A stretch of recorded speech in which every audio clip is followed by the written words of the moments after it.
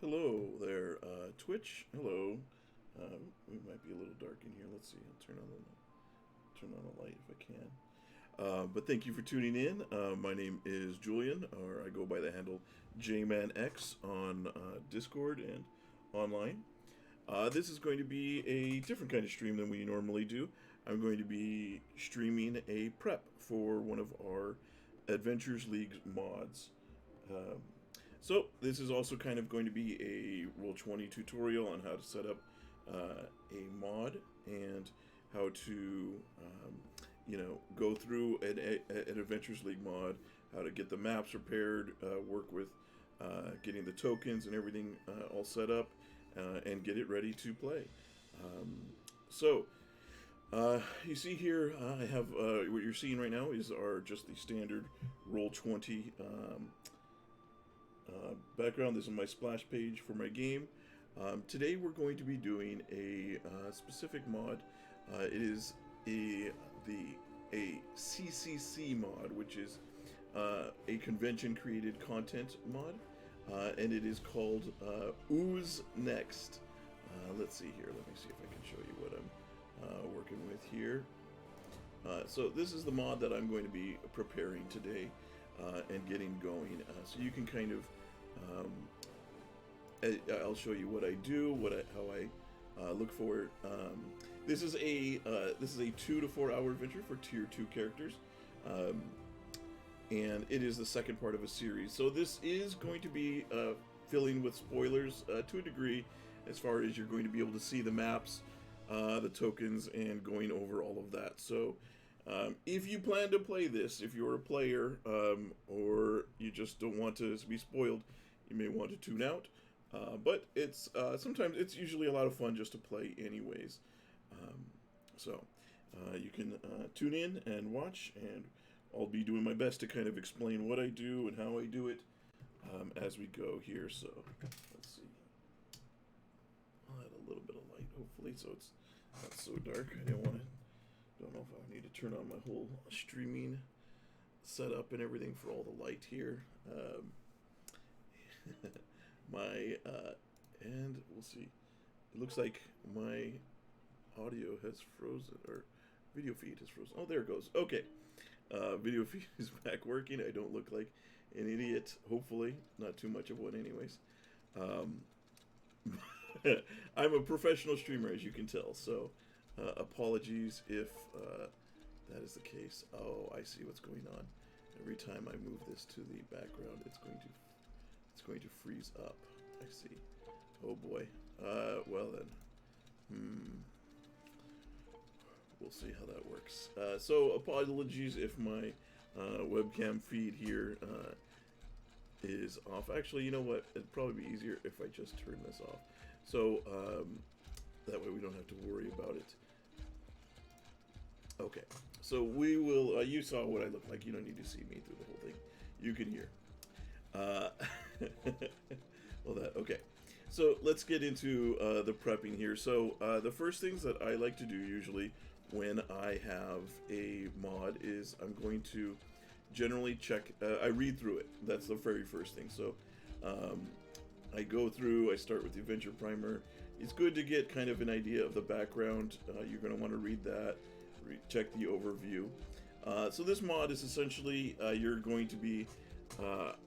There is a evil aboleth, or Glaugrax, and there's a cult that is following, and he was sealed away many years ago, and there's these arcane wards that are placed around Mulemaster that have kept this aboleth sealed away. So, but there is this cult that has begun worshiping him, and they are trying to destroy these wards that keep him sealed, and so yeah, that's what they're trying to do that, and you're of course trying to prevent it. So you are being hired by a red wizard named Sovad Klim to go in and look up what's going on in this adventure. You're going to be investigating the sunken ruins. In the first part, you're going to There's going to be, of course, some introduction to the what you're doing. There's going to be some conflict, some combat there. Then the third part of it, you're going to explore the ruins, find out what's going on, kind of get the answers to it. There is a couple of bonus objectives, so that's why when these adventures say 2 to 4 hours, they are usually saying the base amount of time is 2 hours, which is if you just do the main objectives here, and you can see here's kind of the flow chart of how these things go. If you do the 1, 2, 3, the main story objectives, it takes about 2 hours. But if you do these extra bonus objectives, it can add up to 2 more hours of gameplay to the adventure. So one thing to keep in mind if you are going to be doing those, generally those can be skipped. I always try to do them if I can, just because they usually add a lot more fun and sometimes a lot more of the lore and story of this thing that's going on. So yeah, so let's see here. So we have our adventure hooks here, and it's just going to tell you for the players why they might be there in the city. So this is a second part of a series. So there was a previous mod called which was RPSG-01, which was called Ooze There, which was a very fun mod. Features one of the tougher bosses for the for tier 1, which is levels 1 through 4, and featured a really tough boss, and it was not an easy one, but it was a lot of fun. This one actually, one thing I like about this is that they definitely spent some time with the art here, so you can see this is one of the characters here will be in the mod, and they did that in the previous one as well. But let's get to it. So the first thing, we're going to skip through some of this art here. The first thing is usually after I've read through everything, before I get into too much, I want to put down the maps, and then that way when I go through the adventure, I can go to the map and I can add the NPCs as appropriate and needed. So this one, you are starting in at the Bay of Mulemaster. And this section here, this call to action, is generally a theater of the mind section, where you could have a map and you could add all of the area information and details and try and fill that in. But it's a lot of work for something that there's no combat, and it's just an introduction to some characters. So what I like to do is, let me go ahead and hide this away here. I like to, let me turn that off. This is the right one. Oh, yep, there we go. Okay, so what I usually do is, so I'll put like a area map, so that people know what's going on. So I do have one here, so I can go to find, oh yeah, looks like I still have some characters here. But the CCC adventures usually take place somewhere around the Moonsea region. So for those of you who normally play, you're usually taking place around the Sword Coast here. So like Waterdeep and Neverwinter and Luskan, and you have most of the adventures take place here. There's Baldur's Gate way down here. But the Moonsea is inland a good distance, and this is where most of the CCCs take place. And this one is going to take place specifically in Mulemaster. So one of the things that I have is, I do have in one of my other games, I do have a Mulemaster map. So I have the Roll20 Pro account. Oh boy, let me see here. I think there we go. Now everything's sized right. I was not showing you the side here. So I have a Roll20 Pro account, and that has a feature called the Transmogrifier, which allows me to take assets from games that I've created and transfer them to other games. So I'm going to find one of my older games, and in it I have a map, so I'm looking on the left side here, of Mulemaster. So I believe, because I want to use this for, so Mulemaster Post-Devastation. So this map was actually provided by a different CCC mod, but I like to use it for every time I'm in Mulemaster to kind of give everybody an idea of what's going on. So you can go over here and it gives you, so this is post-devastation. So in the Adventurers League, there are several seasons, and that coincide usually with the hardcover releases that Wizards of the Coast puts out. This is there was the elemental cults, and I forget which season that was specifically offhand, but they essentially, there was a big thing and they destroyed Mulemaster, these different elemental cults, and so this is kind of Mulemaster as it is post devastation, which means so there's been a lot of buildings that have been destroyed. So this is when the current mod that we're doing takes place. So I will use this map. I imported it right over to here. So I'll use this map instead when I'm describing what the location is. So I'll drop the tokens onto here. Now the second map, so I'm going to kind of skip ahead. Or you know what, I'll do it more sequentially. That way it's a little bit easier to follow along. So I'm going to go back to the mod here. And let's see, yeah, okay. So it's going to give me a couple of different characters here that we're going to be dealing with, NPCs. So they're usually the things that you want to pay attention to are bolded. So there's a couple of things in the background, these lantern submersible, and we'll get back to that in a bit. But the NPCs that we're looking for here is Sovad Klim, and then I'm not sure if I'm pronouncing it right, but I think it's Hai-U, which is the captain of the Company of the Pearl Shell, and their crew, which are scouts. Since this is the scouts really don't show up for the rest of this mod, it's really just going to be Hai-U. That's the most important NPC here, because he will be traveling with the NPCs. But let's create at least these first two, because they're the ones who we're going to be talking with. Now, I'm also going to... So Sovad Klim was in the previous adventure, so I'm going to cheat a little bit, and I'm going to pull my previous token, if I had one. Oh, no, I didn't create one. Okay, well then. Alright. Well, then we have a token here, and one of the things you'll notice here is so for the name Sovad Klim, it just gives you the name of the character. And then, but with Hai-U, since it's going to be the one traveling with it, they also give you a stat block, which is what this gladiator thing is. So that is the stat block that you'll find for him. One of the things you can do is you'll also see with the Adventurers League mods, usually towards after the adventure, they'll show you like a dramatis personae, so you'll see the different characters here. Oh, so it is Hai-O. Okay, so that's how you pronounce it. I should have read this first. And it'll say a bunch of the different characters here, but then you'll get they'll usually include the creature statistics. So if you didn't know what a gladiator is, here would be the stat block.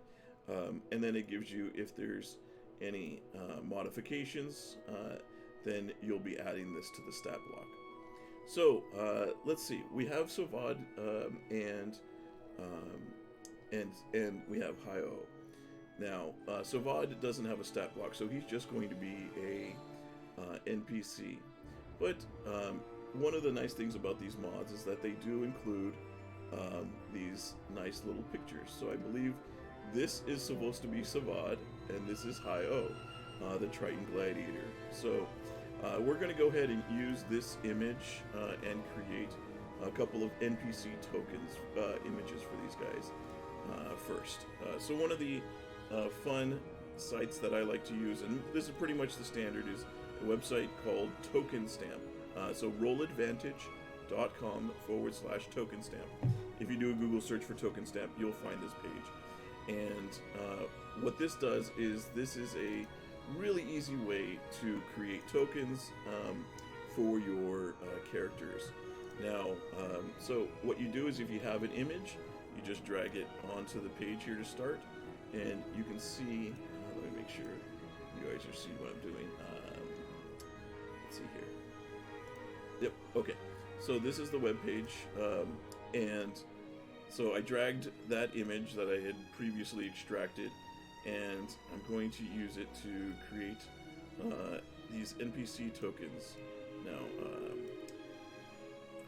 let's let's see. So we're going to create Savad first, and we'll have his little grumpy looking face, try and get most of the image here in place. And one of the things that you can do with Token Stamp is you can have the default border. So this is like the Wizards of the Coast standard NPC monster creature border here. But for NPCs, I also have, you can do custom borders. So if you have other things, you can use that. I have a copy of, let's see here, so let me get to my desktop. And I have a copy of an NPC token ring. So this is with Wizards of the Coast for NPCs, they sometimes use, or pre-made token rings, they sometimes use this blue border to surround it. So I have that. So I'm going to use that for him. So that way I'm going to download that, which is easy enough. You just click download it and saves it to your computer. And then we're also going to, now since Hi-O is going to be a playable character, or not a playable character, but one that isn't, we will, let's see, we have a little bit more room here, so I'll do this, and I'll get his token. So there we have both of those tokens. Now we'll go back to here, and let me make sure the grid is on for this page. Yes. Okay. Let me go back to... So one of the things you'll want to, when you're doing Roll20 and you're setting up default tokens, is you'll want to make sure that when you do the grid size, that it is correct. Because if you save it as default and it's the wrong size, then every time you put it on, drag it out onto the game, it'll show the, it'll do the wrong size, and you'll constantly be adjusting it. So I'm going to, so this is the, scroll down. So this is the one grid size. I think I have the grid turned really low. So let me see. So you should be able to see now the grid is correct there. So we have Savad there, and let's bring in Hi-O's token. So we have the two NPC characters here. So Savad, it doesn't have a NPC sheet to attach to it, so we're just going to, we're not going to be able to tie it to anything, so we'll just name it like that. And then when you go here, player permissions, if you want the players to be able to see the NPC name, then you click C, and then save settings. And so now the nameplate will show up like that. So, and the NPC should see that, or the players should see that, excuse me. Oh, I forgot another thing. Okay, so when I usually get started, I will also create a special folder for this. So I will name it whatever the mod is. So this is RPSG02, and then it is Ooze Next. So I create a folder like that, and then I create two subfolders, and everybody does this differently, but I do it this way. So I'll create a folder that I'm going to use for all the NPC sheets. I usually call it baddies NPCs, and then I create a folder called handouts. And if any of you are watching, feel free to toss a question into chat. I do have that there, so I should be able to see it if you have any questions about what I'm doing. But let's move this down to here. You can see here's a couple of other mods that I've prepared that I still have in my room. But okay, so we have Savad. Unfortunately, he's just an NPC token, so he's not going to be, there's nothing to tie him to. If you wanted to get technical, he is a red wizard, so you could use some sort of mage or archmage tag. I believe in the Ooze Next, or in the Ooze there, the previous game, they did give him a stat block, although you don't really get to use him as a DM or as a player, so it's kind of a, I don't know. Anyways, but he doesn't have a stat block, so we're not going to create an NPC sheet for him, but we do have to do one for Hi-O. Now, we already got that he is a gladiator, so we're going to use the Roll20 importer to pull in a gladiator. One of the things to note with the Roll20 compendium here is that by default, if you're just a free well, it doesn't matter what paid level of subscription you have, but if you have not purchased any of the books on Roll20, like the Monster Manual or Volo's Guide to Monsters, you will have access only to what's called the SRD, or System Reference Document, which is essentially like a very select set of rules and character and options and NPCs and monsters, so it won't have the full list. Fortunately, I do have almost all the books purchased on Roll20, so I should be able to pull that up and get that stat block, and that'll make this a little bit easier. If you were doing it by hand, you would just go to Add, you would create a character, and then you would name this, like, let's say we were doing it manually. We would, oh boy, what did I click? Go away. You would just type in the name, and then when you go to the character sheet, am I showing the right page? Yeah, okay, I'm showing the right thing. When you get here, you would just do create an NPC, and then you would essentially just copy the stat block from the game, from the mod, excuse me. So if you were to copy the stat block like that, you would just go here and then copy that all into this. But by having the ability to import the base character sheet, it saves us some time. So, and I'll show you what I mean. So we're going to pull out a Gladiator over to here, and it'll give us the standard Gladiator stat block character sheet. It'll also give the standard token, but we're going to be modifying this.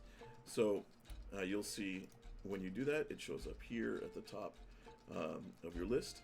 But one of the other things that you'll want to know, the idiosyncrasies of Roll20, is that if you have more than one mod or adventure, and they use the same stat block, like let's say in one of the other games there was a Gladiator that I was using for that, but in that other one they're using the standard Gladiator. If I was to modify this copy of the NPC sheet, that would be, since that's the one I imported, it's always going to be the default version that the compendium is. It's got some sort of ID tag that marks it as the compendium version. So if I modify it and then try to bring out another Gladiator into the game, it's always going to show the modified version, and you will need to it's kind of a pain, and it creates issues if you have a lot of mods that use the same adventure. But to avoid that, what I usually do, and I've picked this up from other DMs, and you'll pick up things from different DMs too as you play and do things on your own, is we're going to duplicate this sheet.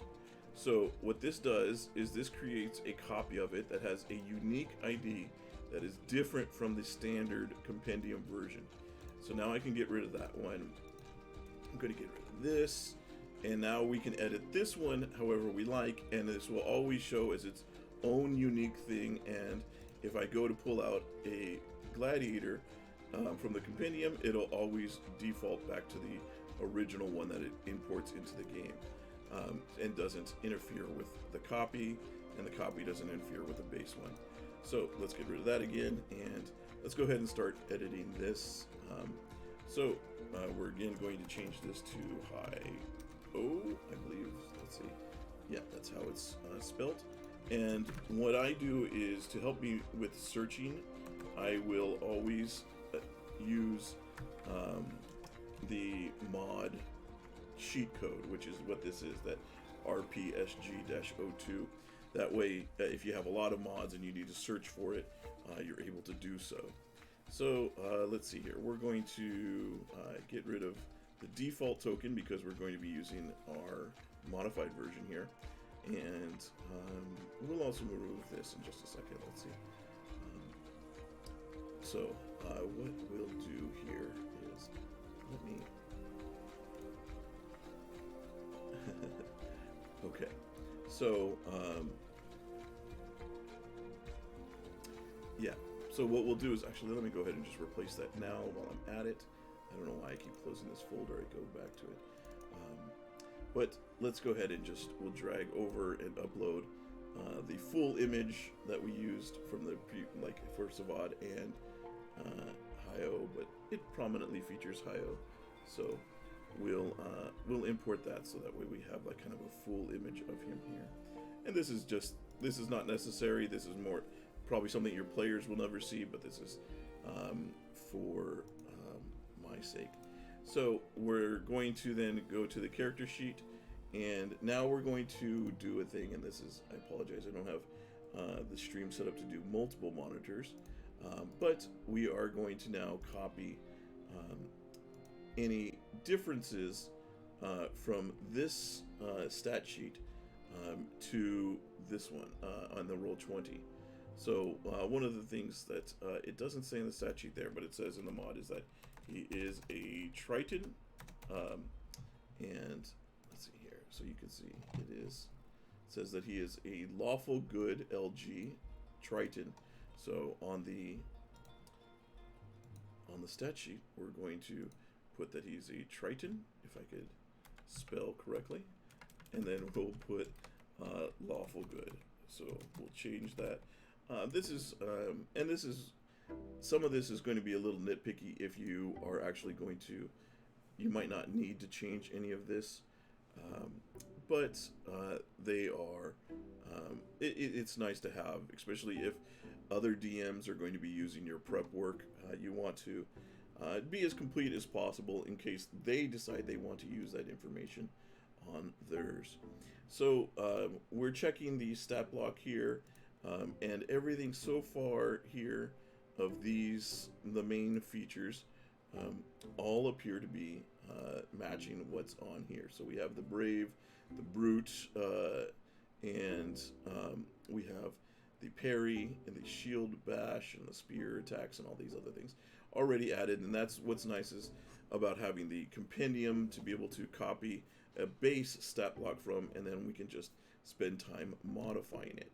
So where we need to modify is this this section right here where it says Hi-O Pearl Shell Captain. So you can see here it says that he has a swim speed of 30 feet, which we'll need to add, and then he's got these traits. So he's got Amphibious, Emissary of the Sea, and he's got some innate spell casting, and it lists that finishes up here. So he's able to cast Fog Cloud innately. So we're going to go ahead and add these to the stat block, and so we'll go up here, click the gear to edit the sheet, and then here for swim speed, we're going to add 30 feet swim. So that way we know that he can, he's got that in addition to his regular speed. All right, now we're going to add some features that he has. So he is amphibious.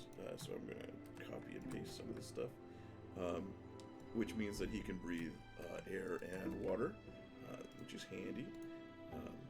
Then we have the Emissary of the Sea feature. So we're just clicking the plus to add there, and we're just copying straight from the mod over to here. Sometimes when you're copying and pasting from the adventures, you'll see the formatting, it doesn't always work, so you might have to go in and clean that up. Sometimes they don't, like the PDFs might not even allow you to copy directly, so you will have to manually type it. So again, especially if you have to manually type, it's up to you. If it's just your DMing and just you who's ever going to use it, you can do as little or as much as you want to do, and what is going to make it easy for you when you're running the game. So I personally try and do as much as I can in the prep work, so that way when I'm running the game, I have just that much less to deal with. Okay, so one of the things that we'll have to know, so we have the innate spellcasting here. Now with Roll20, what you'll want to do is, so it doesn't generally, the gladiators don't innately or normally have spellcasting, so we'll need to turn that on for the NPC. So we'll go to the gear, which pulls up these NPC options, and we're going to click where it says spellcasting NPC, and it says that his spellcasting ability is Charisma, so we'll set to Charisma, and spell save DC is 12 with a +4. So let's see here. I think, oops, that means that spellcaster attack modifier is going to be 4, and spell save DC mod, I believe, is going to be 2, because it starts at 8, or does it start at? Well, let's play around and find out. So either way, once I've added that, and you'll see now suddenly at the bottom here it has all the spell slots that you can use. So we're going to go over to the compendium again, and we're going to just pull up the spell Fog Cloud. And this is one of the really nice things about using the compendium, and why I always recommend purchasing the content on Roll20 if you're going to be using Roll20, is the ability to just drag and drop. So now you can see it's added that in, and it has all of the spells. So I'm going to cast it at first level, and you see it shows it right here. It puts that in there. If you had like attacks, it would do all the everything for the roll. So it includes all the information for the spells. So it's really nice. But anyway, so that is the only spell he has, is just the Fog Cloud. So that's easy enough. And the spell attack, we've added the features, his special features. So he is the NPC sheet is done. Now we need to tie the token to it. So what we're going to do is we're going to double click on the token, or you can click on the gear icon, either way. That brings up the token settings. So now you're going to want to go down and find Hi-O, and we want to change, so you can see the nameplate currently showing the whole RSPG. We don't need to show that on the nameplate, so, and that just ties, it gets the, clutters up the battlefield, the battle map when you do. So let's get rid of that part. Now, this is a little something when you're going to want to note that's a little different from NPCs to player character tokens. So with NPC, with player characters, excuse me, you can click this drop down and you can select it to represent their HP. I don't think you might not see the menu, but you can see it. So it autofills the HP is 112, 112, right? The problem with doing this for an NPC is that, let's say you have 5 goblins and you set it to match their HP like this. This ties it to their sheet. So if you update the token, it'll update the sheet. If you update the sheet, it updates the token. Which means that if you have multiple of the same tokens, if you have one goblin gets hit for 5 damage and you reduce that token, the damage on that token by 5, it'll reduce the token damage. It'll reduce the health on all the goblins, because they're all, it'll change the hit points on the sheet, which then all of them are tied to. So when you're doing the HP for an NPC token, you want to leave that as none. That way, each individual one will still show their health, which you can see here, but it is not tied to specifically to the sheet. So that way, if you have multiple copies, it doesn't affect them. Now, you can do this. The other thing that you usually want to add is the NPC AC, so their armor class here. Now, this you can generally tie to the character sheet, okay, by using this NPC _ AC, because this doesn't usually change. However, if you're using a mage that casts mage armor, so it's normally 12, but then it changes to 15, you may want to leave this at none as well. But, and then if you want to get into dark vision and things like that, you can also set those up. I generally don't bother setting that up for NPC tokens for a couple reasons. Mostly, as a GM, you can see everything anyways, so you don't need to have that. But it also, the more tokens you have that have vision, and if you're doing dynamic lighting, that is more that Roll20 has to generate, and it uses a lot more of your computer's resources graphically, as it has to do the night vision for each individual token. And I've had maps where there were hundreds of tokens on the map, and each one of them had their own vision, and it just destroyed some of my players' computers trying to load that. So if you don't need it, I recommend leaving the dark vision off, even the regular vision, for the dynamic lighting of the NPC tokens. But for player tokens, you can do it that way. There's maybe usually five, maybe seven at the most player tokens that have it, so it's usually not so bad as far as impactful. Anyways, so now that we've got the token itself set and connected to the character sheet, we'll go ahead and save that. And now we want to make sure that this is the token that this character sheet always puts out. So you have to kind of connect them one to the other, and vice versa. So now we're going to select this token, then we're going to do use selected token, and then we save changes. So now when we go to our character journal and we have this character, let's see, we can delete him off of here. Now we can always just drag him out, and it's always going to be the same token. So we have our first character there created, so we'll do that. And then we have Savad here. So I'm actually going to,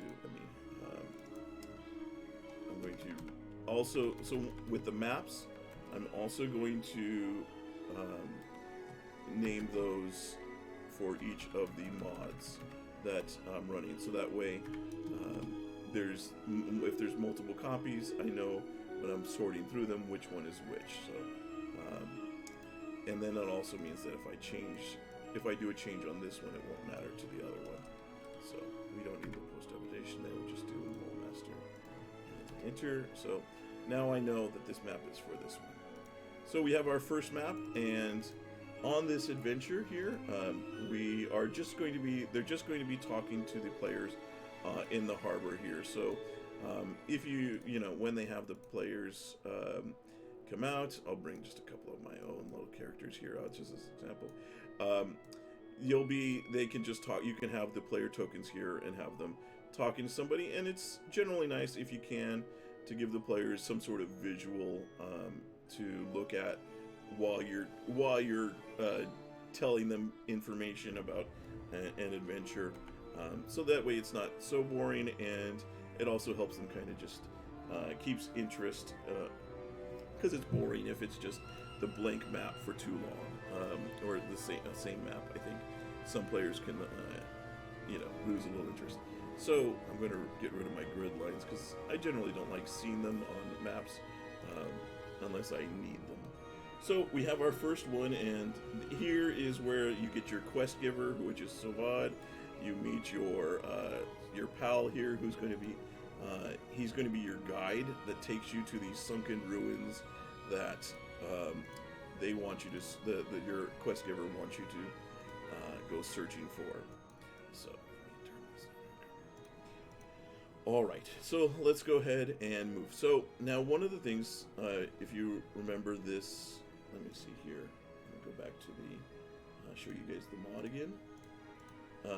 So if you go back to the flowchart, so the call to action is where they're talking on this map, and then it has the flowchart. So if you are doing the bonus objectives, they want you to, this is when they say to go do it before you move on to this next part. So let's go, I usually have multiple copies of the PDF open so I can switch between different sections. So if you, with the Adventurers League mods, a lot of times bonus objectives are listed at the end in an appendix or something, which is personally a little bit of annoying because that's not where it happens if you were just reading through the mod linearly. And I would prefer if this was just listed right after that, and then I can scroll past it if I didn't need it, instead of having to scroll. So like you can see, if I'm doing this call to action here, I'm on page 8. Instead of having to just scroll a couple pages to get past a bonus objective, I have to scroll down to page 31. So Adventure League admins and writers, if you're doing it, I don't know if you're forced to do it this way, but I personally dislike this method. But sorry, you're getting a little bit of my personal feelings on some of this stuff, but it's not a big deal. Usually I just, like I said, keep a second one open for this. Now, this bonus objective A, this one is actually split into two parts. So there's two parts of this bonus objective, and it's kind of weird. So this first bonus objective is going to take place essentially on the barge that is there, and it's a purely role-playing kind of scenario. And really, this part this will be done in just a couple of minutes, as it's just a couple little things. Is he gives you Sovad, who is our quest giver, is giving the characters this arcane focusing lens that he needs, and they're going to use that. The characters are going to use that once they get down to the ruins, in order to, and they're going to explore different parts of it and use this. And basically, it's like he's essentially giving them a camcorder that is able to record information about the area and save it, and that he can review it later. So that is what they're getting in this bonus objectives. There is the second part where you actually do the survey. That does not happen yet. So this is just a quick aside where you give them the arcane focusing lens, and then we head back to the main objective. So we'll proceed. So one of the things you'll want to know is if you're doing a mod that has an adventure that it's part of a trilogy, or there's an existing storyline, there may be stuff that is taken over from previous mods. So like this one is for the Ooze There, which is the first mod. They might have a couple of characters who are playing might have already played that mod, and they might have a couple different story awards that they got in that adventure. So it's just telling you here what to do, and changes that into the way that the characters interact with the NPCs based on if they have those story awards. So one of the things during your prep, or you should say your mustering of your players when you're getting a game together, is you may want to ask them if they have either of these two story awards. So getting to know your players' characters is vital, especially one of the things I always ask for, even though it's not really pushed that much in the current seasons of Adventurers League, but especially in past ones, having a faction like the Zentrum, the Emerald Enclave, or Harpers was more of a integral part. There was a lot more that was used regarding that, and I find that they tend to have it's kind of a nice thing where it adds a little bit more lore. As you can see, they have specific calls to action here that give a little bit of background to the story that you would otherwise miss if none of the player characters have a faction. So I always try to ask if they have a faction, and in this one, you know that you'll want to know if they have those specific story awards too, so that it may be something that you ask when you're gathering your players to play. Okay, so now once we've done our call to action in the first part of the bonus objective, if you're doing the bonus objectives, is where the players are actually going to dive into the frigid waters to get to where the ruins are. So this is going to be another map. Fortunately, the mod creator for this one has included a couple of maps, and even better, so you can see sometimes the maps for an adventure are usually located near the end and describe what's going on, and you can see this is one that has all the DM notes for it, and that's for a later part. When you purchase it, some of the mods, when you buy them, and thank goodness they do, will give you it will give you the actual assets. So they'll when you download the PDF of the adventure, they'll sometimes have a a map of the maps. They'll have a copy of the maps as PNGs or JPEGs that you can use if you're using like a virtual tabletop like Roll20. So fortunately they do. So let's see here. I did that off screen. Let me do this on screen again so that you guys can see this. See what I'm doing here. Okay, so let me hide the mod here. So let's go back to here. So we're going to create a new page, and then we're going to title this So this is the Cult Assault for the next part, and then including the mod title. And we're going to go over to this one. So with the adventure, we're going to now, I need to know how big this map is going to be so I can make sure that it's appropriately matched for this. So you can see, so here is the map, let me zoom out, of the adventure. And so I'm going to try, and I need to count how many squares this is, because sometimes they'll list it, but in this case they don't. So it is 1, 2, 3, 4, 5, 6, 7, 8, 9, 10, 11, 12, 13, 14, 15, 16, 17, 18 squares wide. And let's see how many tall. So 1, 2, 3, 4, 5, 6, 7, 8, 9, 10, 11, 12, 13, 14, 15, 16, 17. So 17 by 18. So let me upload the copy of the map that they've provided into Roll20.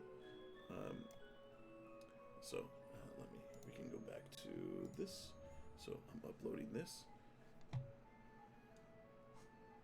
And now one of the things you can do is if you go to advanced and go to set dimensions, you could say pixels or units, but I know it is 18 width, 17 height. So I can just plug that in, and now it's the correct size.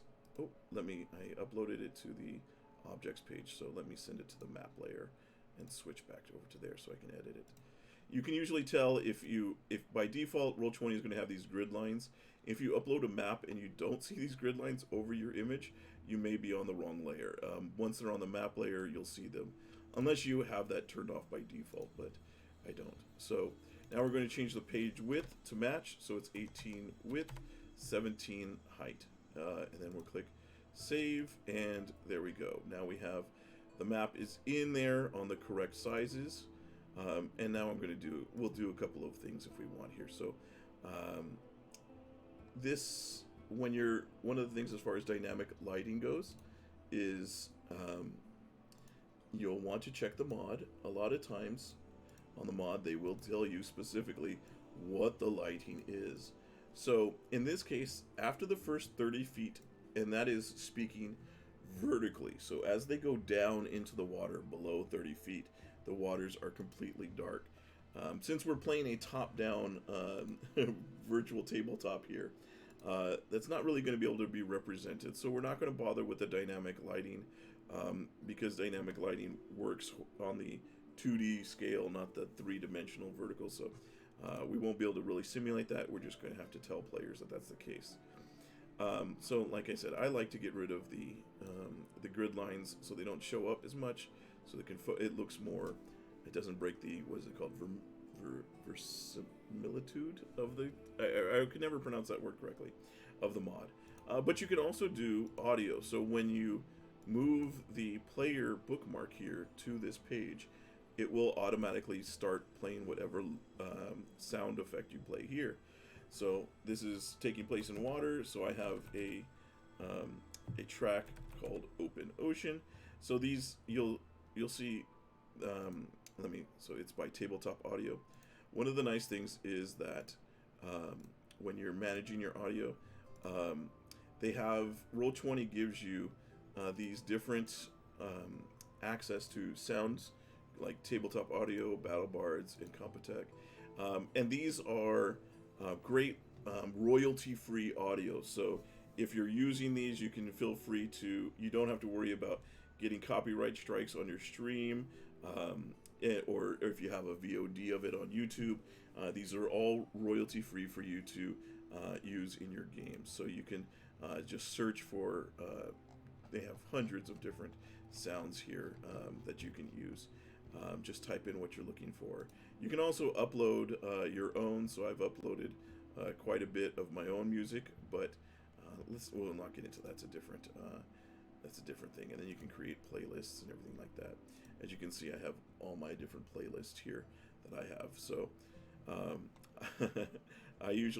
have different ones like open outdoors nature. This is where I would have my open ocean sound stored, so you can see it here. But I also have, like, if there's rain and things like that, I'll have these sounds here too. So But that's all extra stuff. If you want to do it, that's not necessary. Just for me, I like adding those little things. So one of the things that we'll need to do is, and this is up to you again, how detailed you want your maps to be. But since this is a tutorial, I'm going to go ahead and show you some of the things that you can do and that you may want to do. So you're looking here at, this is the map, the same map, but with the DM overlay. So you can see that there's all these different sections here for this map. So specifically, the entrance to the sunken ruins at the top. Each of these debris, you can see where they give you these markers to show the depth, because obviously it's a top-down map, so it's hard to see. So for the most part, we know that the floating debris is going to be different heights. If you want to mark that, you can. It depends on how detailed you want your adventure to be. But let's mark a few of these so that way we have them, so we can demonstrate what's going on. So we're going to go back to here, and then we're going to switch to the GM layer. And now we're going to, so let me zoom in a bit. We're going to start adding some text on the GM layer that only we'll be able to see. Let me see. So one of the things that I've done for myself is I've created a little page here that has a guide for all the different Roll20 fonts, so I know which one I want to use. Because certain ones will show up better or might be more specific to what you want. But I find that, like, so Kandal and Anton are really good at showing up on the GM layer. So with the GM layer, especially when you have a fully colored map here, sometimes certain colors won't show up well and certain fonts won't show up well. So usually we'll go with red, and we'll change this to Anton. And then we're going to put entrance to the sunken ruin. And that is where the players are trying to get to. So this is the destination. According to the GM map, they are starting about 120 feet away. So we'll be placing them over here, and then they got to make their way over to the sunken ruin. Now in the mod, they say that they are following specific continual flame beacons that lead them by a set of scouts that have gone ahead to find the sunken ruins, and you're supposed to be your party with Hi-O is going to be meeting with them. So let's go ahead and bring Hi-O out over here. Make sure he's set to the token layer, and they're going to be doing this. So with the mod here for this part of it, they have you, there's going to be these underwater complications, and these are supposed to happen when they reach these beacons, because the scout party is being led by Hi-O's twin brother, Hi-Ao, I think is how it's pronounced. And unfortunately, it's going to be, spoiler warning, he is a turncoat, and he is actually working against the party. So these beacons that they've set up are supposed to be the direct way to get to the sunken ruins safest, but instead they're going to be bad. They're going to have all these different things that happen that are going to be not so good for them. So it is a kind of a random thing here. So that's why we got to... I'm being a little scatterbrained. I forgot. We're going to finish doing some of these GM texts. So let me... so let's create some more of these too. So we'll do Seafloor. Let me see, are you guys seeing this? Let me switch back to there. So we'll add Seafloor, which, is set as 90 feet below. So we'll do Seafloor minus 90 feet. So that way we have that as just kind of a reminder for ourselves. And if you wanted to do, let's copy this, and then we'll do pastes, and then we'll do, so you could do, we'll replay this, so or retype this, so floating debris. And then we'll do minus 30 feet. And so you can go around and you can mark the different ones. So let's see, we'll see all the different ones. So like this one over here is minus 25. And if you wanted to go through, you could go through and do that for each of these things. So like, let's see over here, this one is minus 50 feet. So you can go through and mark each of these if you wanted to do specific ones. But I think that's good enough. We'll do this one over here is a little different. So there's floating columns. So this one actually goes above water and below. So the columns are 30 feet tall. And then and they extend to under 40 feet. So one of the things that's not pictured on the map here is that this is supposed to also be like completely filled with buildings and shipwrecks that are on the ground here. So it's not pictured on this map, but let's go ahead and make these a little smaller so they don't take up as much of our screen. So that way they're a little bit out of the way here. But so they're not pictured, but so that is going to come into play as they're moving around, is essentially how is what they are interacting with as far as this goes. So this one is 35 feet below.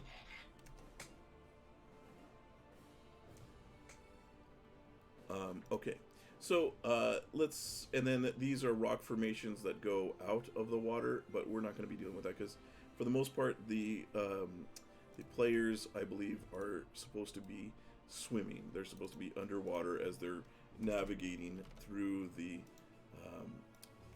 underwater here, following these beacons. So let's go ahead and create a couple of beacons for them to follow. So let's find some sort of assets. We'll do. So if you, depending on what you have, you can. There are a bunch of free assets that Roll20 gives you that might have stuff that you want to use. You can always search. So if I want a torch, it'll do a web search, so you can always take from the web if you want to do stuff like that. Or if you've purchased certain things in the marketplace, which are these premium assets, you might have something that you want to use. So, which could be animated effects. So you could have these different things that they are using. So let's see, what would be a fun one? Let's use a green sphere. So these are going to mark, we're going to have these mark each of the beacons that they have to go to. So we'll say there's supposed to be 3 random encounters here. So let's do 3 of these. So they have to then go from there. They have to go to this one. So they'll start here, move to this one, and then we'll have them move to this one last as they are heading towards the entrance up here. So these are going to be their beacons that the players will follow as they're moving through here. And then when they do, so now when we're going to go back, let me show you, bring up the mod again.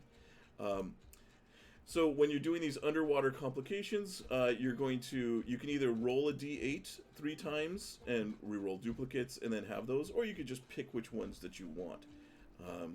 So some of these you'll see are, they don't require any monsters. Like they'll be squeezing through a twisted wreck. They have to make a saving throw, dexterity, or they take bludgeoning damage as they get pinned behind underneath some wreckage. But you'll want to check these tables, as a lot of times they'll include NPCs for these, or monsters that they want you to use. So we have, but unfortunately they're bolded, so that makes it easy to pop out. So you see there's going to be shadows, swarms of kippers, and a gelatinous cube is in here. And these are going to be like combat encounters that they'll have to deal with. So let's go back to our compendium on Roll20. And let's get these guys in there real quick. So we'll do, let's see, shadows, Oh, I think it's just a shadow. Okay, so we'll drag this onto the map. And see, so it's pulling up the default token here, the default page, as it's on here. Then we'll get the swarm of kippers. Okay, so these guys are nasty little guys. These are everybody thinks it's just a bunch of fish, but and even if they're piranhas, it's what are they gonna do? But when you see that they do 4d6 piercing damage when they bite, they take a little bit of chunk of damage if they can get the players. So they're always fun. And then of course the gelatinous cubes. One thing that I always forget when I'm running with gelatinous cubes is that generally they're not usually visible because they are transparent. So even if when they're in plain sight, unless they have a passive of 15 or higher or make a manual check, they don't see it. So I always forget that aspect, which would make the gelatinous cubes a little bit more dangerous, as players could walk right up to them and deal with them. But either way, so we have our 3 NPC monsters that we have. Again, I don't want to save in this mod the default one, so I'm going to create duplicates of each of these, so that way I can modify them or just have a unique ID for each of these. So I'm going to go to this and then duplicate all 3. Now with these ones, fortunately I don't have to create a custom. I'm not creating any kind of custom token for them like we did with Hi-O. So we can we'll go ahead and keep on the map here. We'll keep the default ones, but we're going to edit those. So let me go ahead and get rid of the default pages. That way I don't edit them by mistake. And there we go. Okay, so then we're going to go to the shadow here. We're going to edit, double click to edit the token. Now you're going to say represents, and then we're going to go to shadow, and oh, I forgot to rename them first. Okay, sorry, skipped ahead of myself. So we'll go to each of these, and then we're going to rename them with this RPSG at the end. So let's do that first before we go to the tokens, so to make it easier to find. One of the reasons why you'll want to do the token editing to match to tell it to connect to the sheet is because one of the nice features of Roll20, and this is, I don't know if a lot of DMs know this or they forget about it, but if you have an NPC or any kind of token on the map that has a character sheet, if you hold shift and double click on it and it's attached to a sheet, it'll bring up the character sheet. So it's a quick way, so you can minimize this sheet and have it here, but let's say you close it and you want to get back to it real quick, hold shift and double click. So that is an important reason to spend the time to get to do these, to set up the tokens and everything correctly here. Let me see here. So okay. Oh boy, I hope.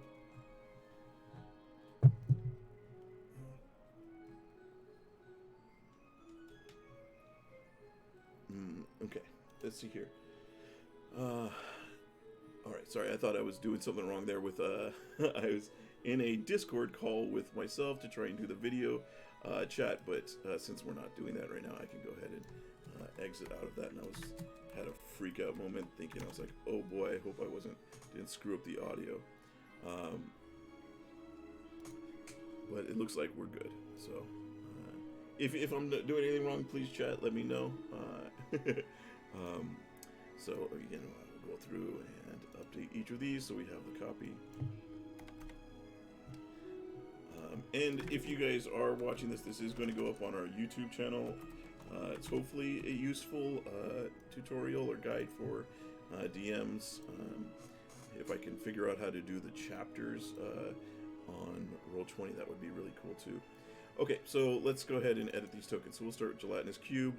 So we'll want to make sure that it represents the correct version. Oh, it looks like I have it. So you can see I have a different version here for a different mod, but I want to make sure it's for this one. So we'll get rid of the extra text here. And one of the things it does is, since I got rid of the original, it removed the ability for it to, it's no longer tied to the NPC sheet. So you may have to go back in so that it represents that again. Then we save it. By doing, let me go back to that. By doing this, where it represents characters, that allows us to do where it brings up the character sheet when you shift and double click. So now, but we'll want to make sure that this is, now we want to save that as the default. So we'll remove whatever was the default before. So that way, this version of that token is saved to the character sheet. So there we go. We got the gelatinous cube is done. Let's go to the swarm of kippers. Okay. We can get rid of that. And then we'll tie this back to the NPC. You don't need to tie this to the NPC if you want every time, because it's, like I said, it doesn't really change, but I doing it for completeness here as we're setting up this mod, and then we'll save that as the default token. That way it always comes out, and it's always the right one that's connected to the sheet. And let's fix this one. So I accidentally clicked the other one because this was used in another mod that I have set up in this room. Now this is, like I said, if you're just running one mod and when you're done, you're deleting everything and you're never going to run it again, then you don't need to do half of this, all this extra work. But for me, I have about 150 different mods that I've prepared in a couple of Roll20 rooms that I'm using as storage. When you have a bunch of mods, it makes a big difference. So you want to make sure you're cleaning these up so that they don't get so bad. So we don't need to have these. So we're going to want to make these off the token layer because we don't want the players to see them. Now when you're doing the mod, these are random if these show up. So we're going to just kind of put these off to the side in case they are needed.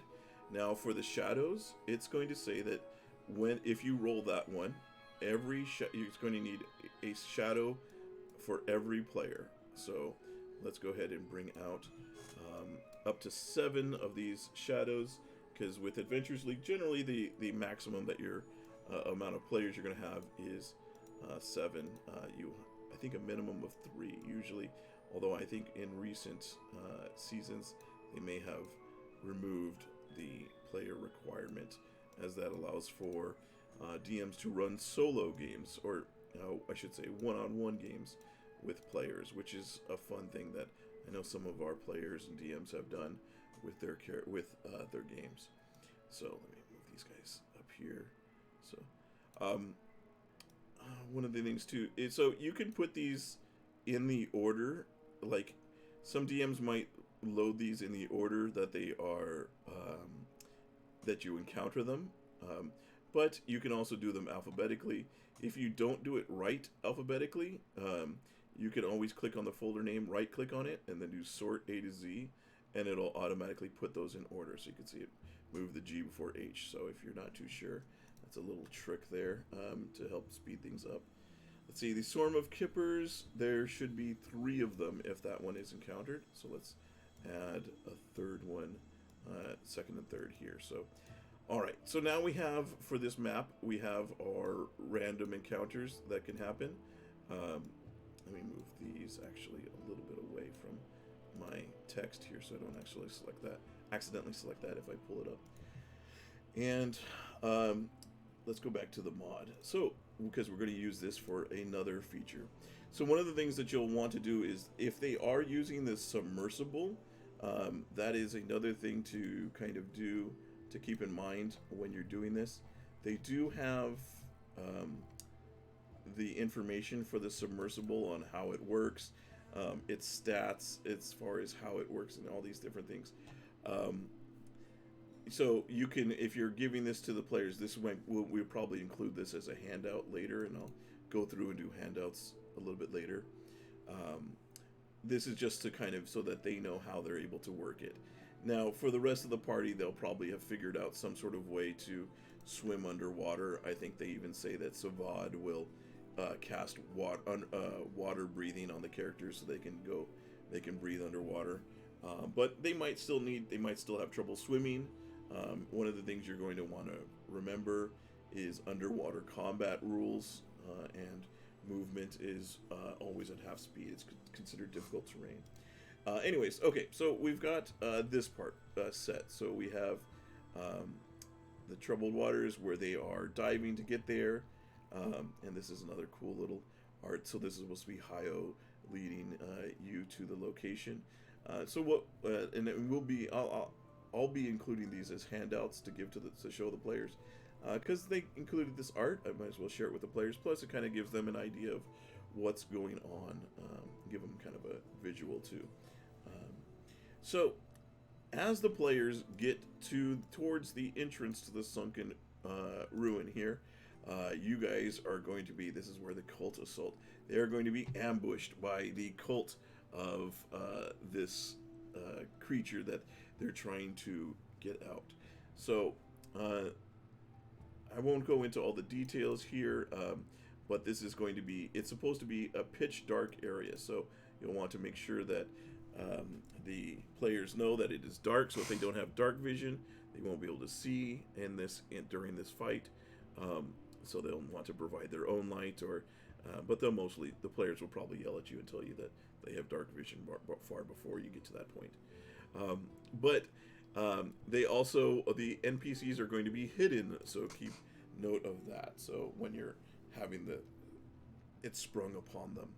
Okay, so we have a few different stat blocks. We have a Kraken Priest, a Scum, and Fathomers. It does note the Fathomers have a modified spell list, so we'll have to go through that. Alright, let's see about adding those here. I think we might have to go through a different process for these guys. Let's see. Okay, very good. So we have a Kraken Priest in the compendium. We can pull that over. And so, let that load. Sometimes takes a second. And then we have Scum. Let's see, have those showed up? There they are. Okay, good. They added those. And the stat block, you can see it shows it's from the Ghost of Saltmarsh, which, let me get rid of this. These are from the Ghost of Saltmarsh. They weren't in one of the regular books like Monster Manual. So if you don't have the Ghost of Saltmarsh purchased, then they won't show up in your compendium. And usually you'll have to manually create those, but fortunately they've added that, which is good. One of the things Roll20 didn't have in the past was specific monsters that are only in hardcover campaigns, and they still don't have a complete set of those, but they're getting better. So they have this Fathomer here with an incredibly detailed artwork here. Let me see. So sometimes there might not be art. So this is essentially the Wizards of the Coast default character token or NPC token for when they don't have one. But I'm going to check just real quick to see if there is a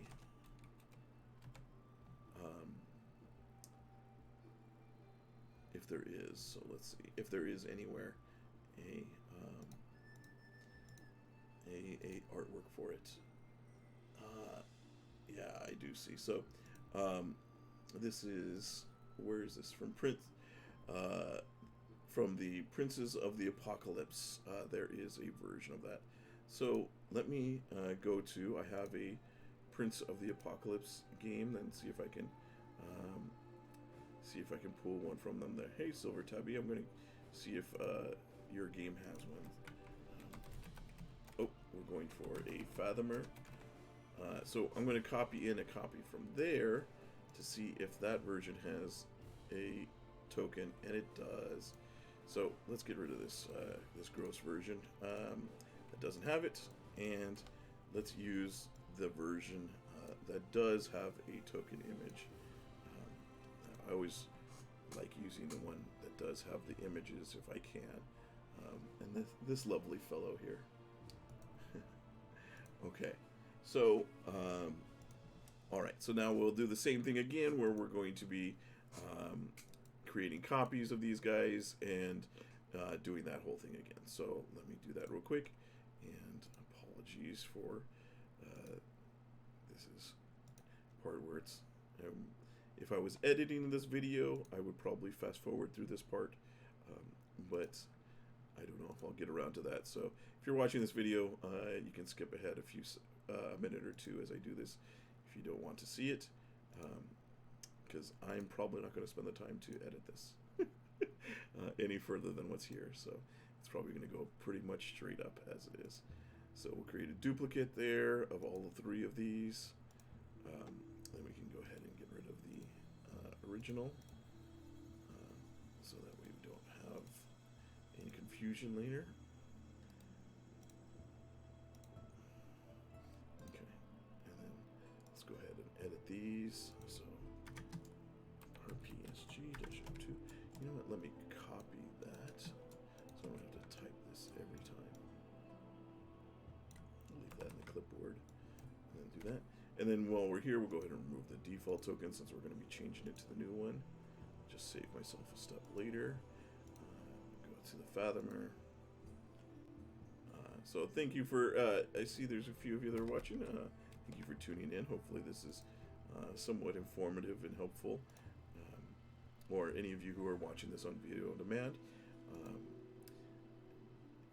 Thank you for tuning in. One of the things that is, while I'm doing this, and I'll just keep vamping here, is with the Adventurers League Discord, one of the things that we do to help our DMs in their setups is, and one of the reasons why I try to be as meticulous as possible when I'm creating these NPC tokens and sheets and adding all this extra information is DMs on our server that use a Roll20 game that we've created for them, that allows me to go in and, let's say, this person right here, if this DM, Asmodeus, one of our older DMs, if they wanted to copy this game, I could just literally just start taking these and dragging them into their game. So it allows, with our DMs on our server, we actually have all these created mods that we've set up. If another DM wants to use them, all they have to do is let me know, send me a message, say, hey, I'd like to use this, and then if it's one that we have prepared, I go to that DM's game, I'm able to copy the assets out of there and straight into the no DM's game, and it's essentially saving you the trouble of having to do all of this because somebody has done it for you, which is really handy. So let's see here. So it helps to save, because then you as a DM, you just have to read through the adventure, and then you just you have the maps, the NPCs are all created for you, and it really helps to save that save on prep time, which, man, that is the as you can see, I don't know how long this stream will end up being. I think we're already an hour and 20 minutes in. They can take it can take some hours of your time to do, and it is so it is tedious sometimes. Especially some mods are worse than others in that some of the adventures will have 24 different NPC sheets, and it just goes on and on, and you're doing this all day. And then some will have an extensive amount of custom NPCs where they, like the Hi-O, where they have, like, it is based off a stat block, but it is heavily customized. Sometimes they'll be so customized, or they won't even, that it's hardly recognizable from the base one. Sometimes they don't even tell you what the base one is, and so you have to come up with them from scratch, which is can be frustrating to add to all that setup time. So one of the things we want to do is on our server is we want to make it as easy as possible for DMs to run games. That way more players get to play, and the DMs can focus on the fun part of running the actual game. So we try to make this as that's one of the major features that we try to sell to our DMs so they know that it's easy to run. And then it's kind of a take a penny, leave a penny, so a lot of the DMs will appreciate that, and then they add their own games that they've set up to the collective. And I think right at the moment we have about 260 different Adventure Leagues mods, including all the primary hardcovers, all set up on Roll20 and ready to go. Okay, so let's see here. It says in the mod that we got 1 Kraken Priest. There are going to be 2 Scum, and then 4 of these Fathomers. But the Fathomers, let's go ahead and bring out 4 of these guys, and then we'll place them. We'll get to placing them strategically on the map in a minute, and that'll be up to you as a DM too, how you want to place these. But one of the things it does note is these guys have a modified spell list. So these guys must be spellcasters. So, oh, yep, there's their spellcasting. So we're going to want to go to the mod, back to the PDF for the adventure, and we're going to want to scroll up to find the Fathomers. So let's see here. These are usually listed in alphabetical order, or not. Oh yeah, here we are. So they're like lesser warlocks, or Fathomers, I guess they're calling it lesser warlocks. And so we're going to the rest of this appears to be all the same. So the shape changer, the old Hydra's armor. Let's see if the spell casting in the human form. It appears to be you can't see it on the other thing, but it appears to be the same so far for that spell casting. And then I guess these guys can turn into serpent forms. So, oh boy, these are interesting guys. That's one of the things I like about running as wide a variety of Adventure League's mods is you get to see a lot of NPCs and monsters that you've never used, you might not have heard of before beyond the standards, that allow it to be, that are really unique. Okay, so let's see. Here's so these gray boxes are usually where they talk about the differences, the custom changes.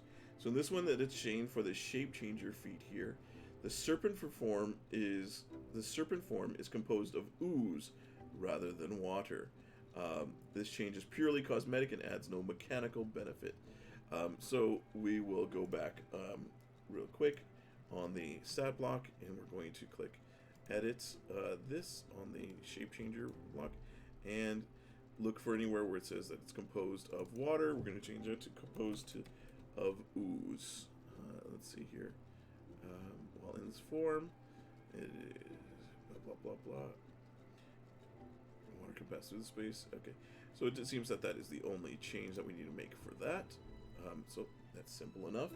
And this is another reason why you want to use custom version or unique versions of these NPC sheets, because that way, if you ever bring a normal Fathomer in, it doesn't say the ooze change, and it has the back to the original water.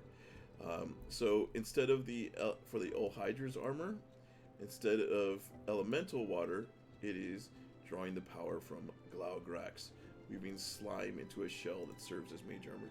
So we will just copy this text and add it to this appears to be kind of a more flavor text. So we're going to add that to here, the old Hydra's armor. We'll add this. Let me make that box bigger. And fix the formatting. All right. So there we go. So we have that change in, and then the last thing is we're changing the so the spellcasting is being changed. So we're going to go ahead and edit this. So on the mod, it says that instead of Expeditious Retreat, they get Dissonant Whispers, which is a great bard spell, one of the best bard spells. And invisibility with, let's see here, replace invisibility. So they get, instead of invisibility, they are getting Misty Step, another one of the best spells in the game. And instead of Vampiric Touch, they are doing Dispel Magic. So let's see if I can spell it right. There we go. Okay, so I've updated that now. Let's see here. Okay, so let's get rid of the Vampiric Touch. Is not there, so you click the unlock thing. The Expeditious Retreat going bye-bye, and Invisibility is being replaced also. So uncheck that. Now we'll go to the compendium again, and let's just add those spells in. Makes it super handy here having these. So Dissonant Whispers. Yeah, there we go. Okay, so just drag from the compendium, drops, shows up here. Maybe if I did right. Yeah, there it goes. Okay, then Misty Step.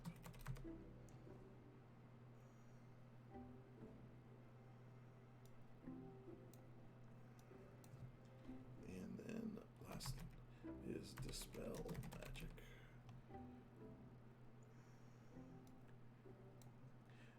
It's nice sometimes. It's nice when the author of these mods, they do, especially for spell casting NPCs, when they modify the spells to fit the adventure, because a lot of times the default spells that an NPC spellcaster will come with might not be great for the mod that they're in, so it's nice that they have this. So one of the things we're going to go back to, let's go back to the mod here and take a look.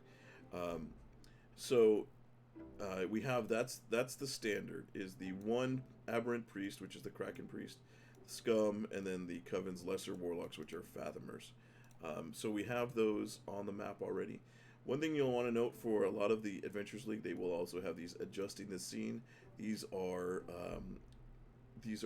depending on the level of the party. If they're in a weaker party or a stronger party, they give you adjustments on those. So you will want to make sure you check these, because a lot of times they may use additional or different monsters in the adjustment. So you can see for the strong, you'll have a second Kraken Priest, and then very strong, you'll add an additional Fathomer for every 2 characters. So one of the ways that I do this is in the mod is, let me go back to the adventure here, and one of the things that you'll want to do is we're going to want to have those ready. So they might not be, you might not use them all the time, but let's change this. So we're going to change this to green, and then this is going to be APL adjustments. So some DMs are very thorough in, so like the mod says that for these the Kraken Priest would have already used their Call Lightning and Edvard's Black Tentacles for the day. So they'll make, or sometimes they will have different stat blocks or different HP and AC levels. And some DMs will actually create like all the different versions of those NPCs for every APL level.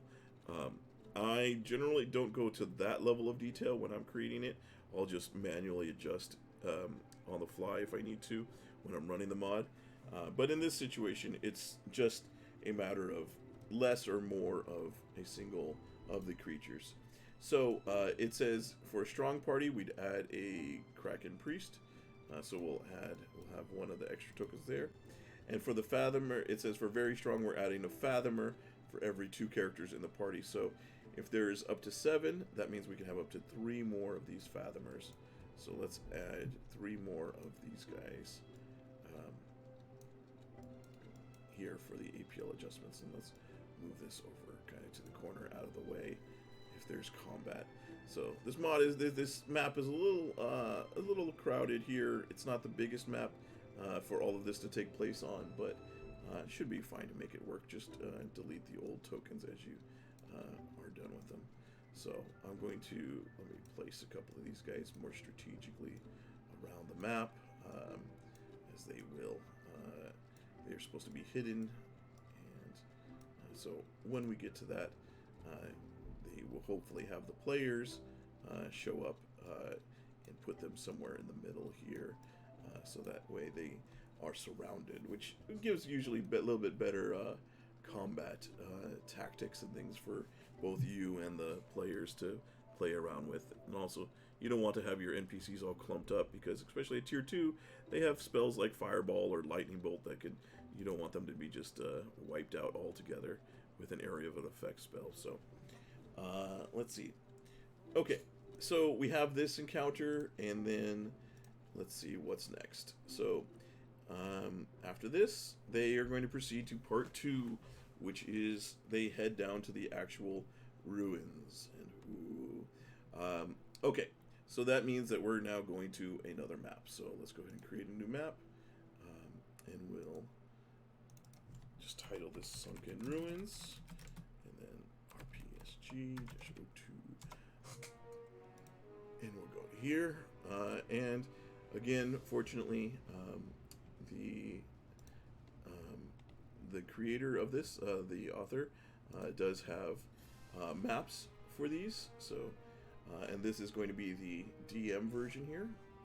Oh boy. Okay. Let's see here. Hang on, give me just a second here. My computer's screaming about something here. Oh, I see. Using a lot of resources, but I think we're good for the moment. These Roll20 pages can, man, they can, especially when you're using dynamic lighting, they can really start to add up to a lot. But zoomed in a lot of memory being used. Okay, so we're going to add this map to Roll20. Let's see here. So we got that, and let me make sure I'm on the map layer here, so I can add it directly to that. I always forget to switch, and then let's add that. And then we're going to, oof, boy, this is a lot. This is a much bigger map. As you can see here, let me switch over. There's quite a lot of grid here to count through. So, oh boy. So this will be a lot larger on that end. So, it's taking a second to upload here. Sorry for the delay. There it goes. Okay. Alright, now we have to figure out how big this is supposed to be. So I'm going to go back to the to this one and do a quick count across. So pardon me while I do while I take care of these menial things. So 1, 2, 3, 4, 5, 6, 7, 9, 10, 11, 12, 13, 14, 15, 16, 17, 19, 20, 21, 22, 23, 24, 26, 27, 28, 29, 30, 31, 32, 33, 34. Okay, so this is supposed to be, let me go ahead and do this. So, mark that down for myself so I don't forget. Okay, 34, and then 1, 2, 3, 4, 5, 6, 7, 8, 9, 10, 11, 12, 13, 14, 15, 16, 17, 18, 19, 20, 21, 22, 23, 25, 26, 27, 28, 29, 30, 31, 32, 33, 34, 35. Okay, very good. Yeah. While spacing out, counting out each individual one is kind of tedious. It does help to make it so that it's right, the right size and doesn't come out stretched. Oh boy. Okay, so that's bigger than. So Roll20, the default page size is 25 by 25. So we're going to need to fix that. So the width was 34 and the height was 35. And let's go ahead and reduce that, and we'll do the open ocean again since this is all still underwater. Okay, so now we have our map that we're zoomed out here. Okay, and then here we have a few different locations. So we're going to want to mark these so you can see there's the library, the teleportation, the arcane barrier. So let's go ahead and mark those on our map here, doing the same thing we did before. We're going to go to the GM layer. We're going to add some text, and we'll just say boundary of the arcane barrier is this what this circle is here. We're going to want to make this maybe a little bit bigger. You know what? No, that's good. That's fine. And then, so this building over here is the library. So we'll just change that, library. I always hit enter afterwards and forget that you don't, if you do that while you're typing, it'll do that. This is the last building that they're going to want to go to. It is the telluric focus.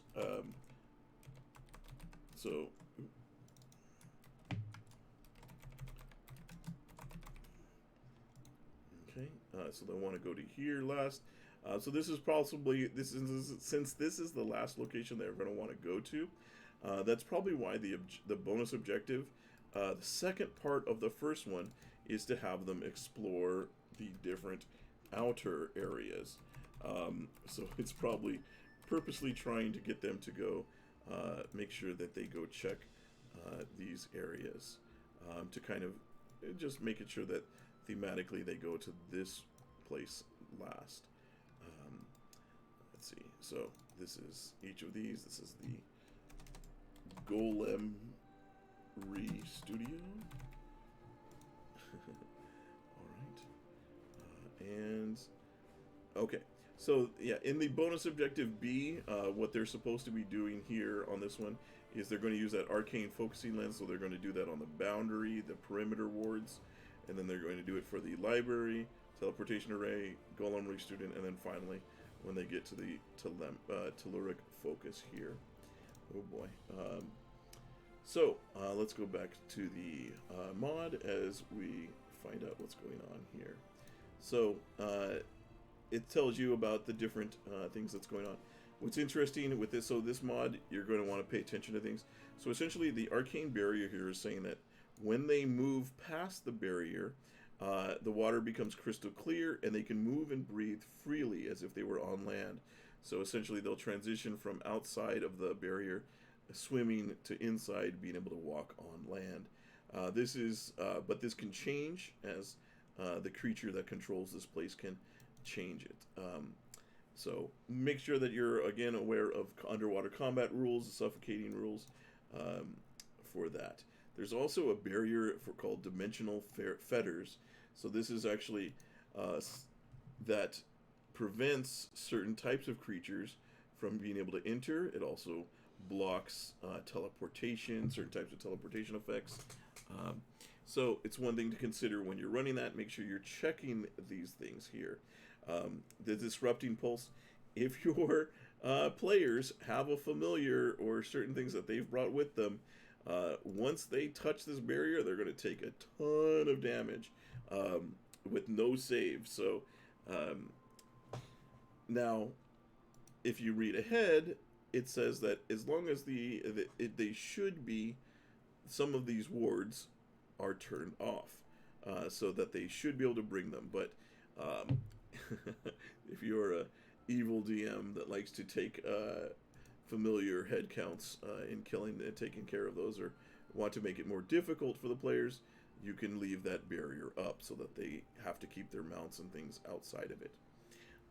It goes into so there's two parts to this. So as they go to each of these different sections, the perimeter wards, the Golem Ray Studio, the library, this is what they would normally learn about each of these locations. But if you're doing the bonus objective, which, let's see, am I still showing? Yeah, I'm on the right thing. They have additional information that the arcane focusing lens is able to pick up in this area. So they'll learn about different things by using that. So after the players, so when you're running this, the players are going to arrive here. They're going to, if you're running the bonus objective, go around to these different locations, and you'll probably be reading them information from both the perimeter wards, telling you that information, and then when they scan it, what they find when they scan it. So keep that in mind, that you may have to switch back and forth there. Um, but they are eventually going to make their way, and if they don't do it on their own, they start to make, they're being forced to by making saving throws, making their way to the telluric focus, which is this building here, and where they meet the living seal, which is this guy, or, well, this is what they see when they arrive there. This is the visualization that the living seal has them witness when they enter there, and but it is in reality a different creature. It is, as it is explained above at the start of this adventure. It says the creature information. The living seal is a Morkoth. So one of the things when you're running the when you're running the Adventures League mods, is you do want to read through everything, as sometimes the information you need is not necessarily where you think it would be. So let's go ahead and we're going to want to. The Morkoth is using an illusion to display themselves as this creature here, or as this thing. But I think once the illusion is seen through, then they go back to being a they show up as a normal Morkoth. So let's do something here. Yeah. So when you're doing this, the mod, I think, intends for you to use this map to run this and the bonus objective B encounter, but I might be using a different map, an additional map of my own, but we'll see.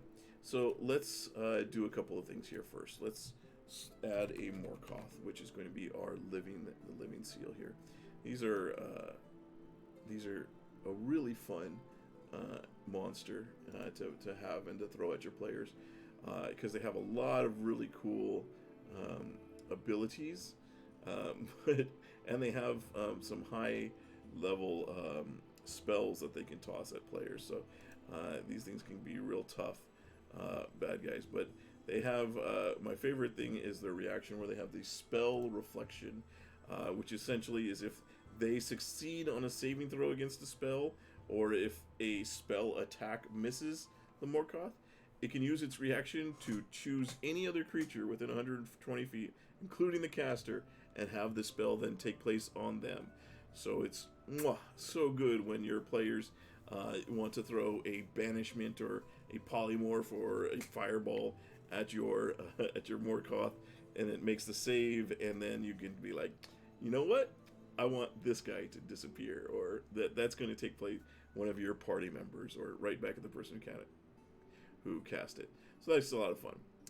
Okay, but enough of musing about these things. Let's go ahead and create a duplicate of this that we're going to have as the living seal.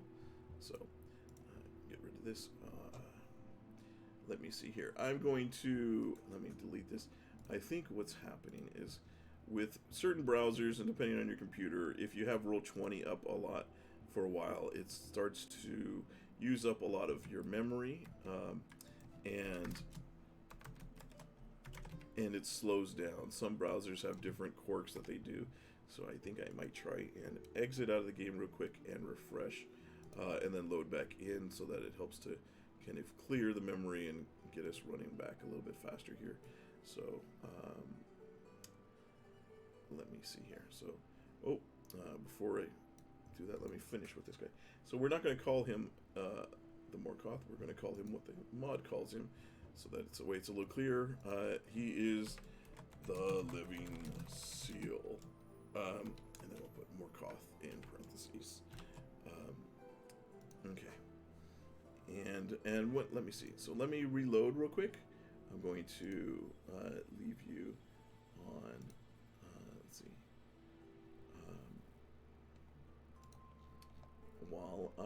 While I'm reloading, let me have you guys. You guys can look at this beautiful boy, or androgynous, could be girl. It specifically says that it is androgynous. While I reload out here and come back in.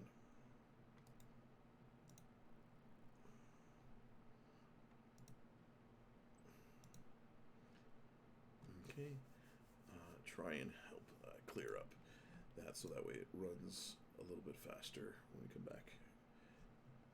Ignore what's happening behind the screen there. All right. What we'll do actually is, I think with this is, I'll show you how to do a rollable token. So because it is something that is shown differently. One of the things that Roll20 has is called rollable tokens, which is it basically allows you to have a token that has multiple images associated with it, or sides to that token, which is kind of cool. That allows you to do different things. So let's go ahead and create a special token. So we have that image that you were just seeing of the living end. So we're going to go back to our token stamp page, and let's do this. And actually, it's supposed to be, it looks like it's supposed to be this large thing. So one of the other custom borders that I have is the Roll20 uses a different version of their ring that is a little bit thinner for when they use large or huge creatures. So that way we can do this and have a little bit more that it shows here. Okay, so we'll save this token and go back to the game. And oh, we gotta zoom way out here. Okay, and here's our normal Morkoth.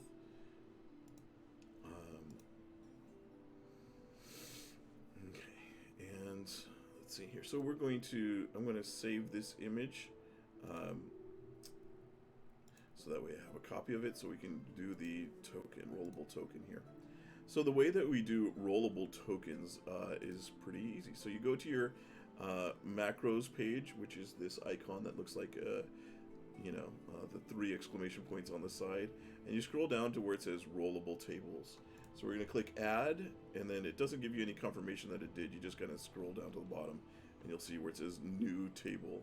So we'll just go ahead and call this the living seal. And if you add any spaces, it'll add this dash automatically. We don't want the players to be rolling from this because we don't want to give away the secret that it's not what it is unless they see it. So what we're going to do is we'll click add item. So we're going to create all the different images. So the first image will be when it is the living seal. So we'll go ahead and upload that token here. So you can see, so it added that to there. So that is one of the options. And then we're going to do, when it is back in Morkoth form, we'll have the standard Morkoth token image here. So upload that back in there. So now we have the two different sides for this token. So once we hit save, then we just go over here where it says token, and you click that, and it spits out the token over here. So we'll make it large size. Actually, we'll make it huge. That way, it's impressive. Now when you see this token, let me move it to the token layer so it's easier to kind of see here. See what's going on. So when you have the token here and you have a rollable token, you have one of the sides is going to be the one that just shows up first. It's usually whatever the first one you added. Now when you right click on it, you'll have this new option that says multi-sided. You can do random side, and if you have, like, I think one of the DMs on our server, Rebfar, has created a default commoner token and that has a bunch of different sides, so you can just click random and use any one of those random images, so you have that way you can have a variety of your token in your commoner images. Or you can click choose side, and if you click choose side, you can then drag this bar to select between the different ones. So we'll click that, and that shows us the Morkoth version of it, and then we'll have to resize it back down. We're going to make the default for this. We want him, when he first shows up, to be showing as the living seal. Now this, while it's on the table, it functions just like any other token. So we are going to do this. We're going to bring up that token stat. We're going to have it match the living seal here. And let's get rid of the extra stuff. And then let's pull up the token stats. So it has a HP of 130, and then we'll do the NPC AC, so it'll automatically match what's on the mod here, or on the sheet, and then we'll click save, and then edit, and then save the selected token. So what's nice now, so even now when it's a rollable token, even if you don't have the table still in your game, because it's saved to the character sheet, even if you delete that, every time you bring it out, it'll always have all the different sides. So this is really great if you have like a player character that's a druid, or you have, you know, you have somebody that's going to be a big reveal and changing who they look like. It's nice, but for druids, it's really handy because they can be like, you know, they can be like, oh, well, here's my tiger form, and here's all these different forms that they have. So that's one thing you can do with that. We'll get rid of that little token. We don't need it. And now we have the living seal added to our game. Now, for this, the mod will have you run it in, I think, using this map. But that's, and it says that this temple, this area you're supposed to be in, it gives a description of it. Let me pull up the map here. For the telluric circle is a 20-foot wide by 50-foot wide tower. So on the map here, this is 20 foot, but it's not 50 foot wide. So it doesn't quite match the image that they're giving you here. So I'm going to create another map, and because there's a possible battle on this page for the bonus objective, I'm going to create another page for this. If you wanted to, you could just use this one, but I'm going to create a new one. And now, so you may want to avoid this because you don't have a map ready, but I'm going to. I fortunately do have a. So I subscribe to a lot of Patreons and for D&D creators that make maps and things like that. So I actually have a good map that I want to use for this. So I'm going to do another, and because in the inside of here, because it can change from being crystal clear water to being back to water, I'm going to create actually another rollable table, and you can even do this for maps. So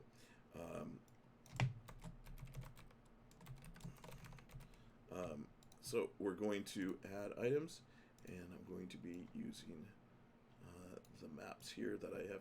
So these maps are that I'm going to be using, and you'll see as I upload them and add them.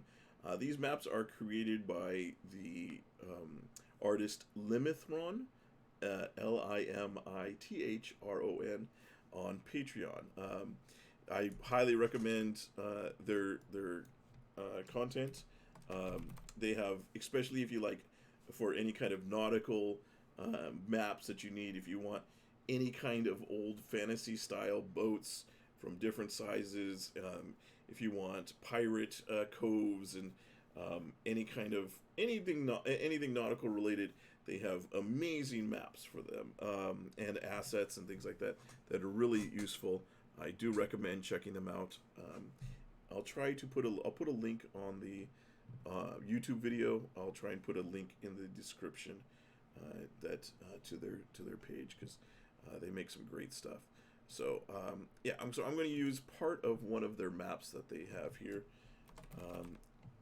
to represent the Telluric Temple, and so that way, when the players are in here, we have something that's a little bit more realistic as far as the size that it wants it to be, but also a little bit more detailed terrain and just a little bit more fun. Again, this is extra. You don't have to do this.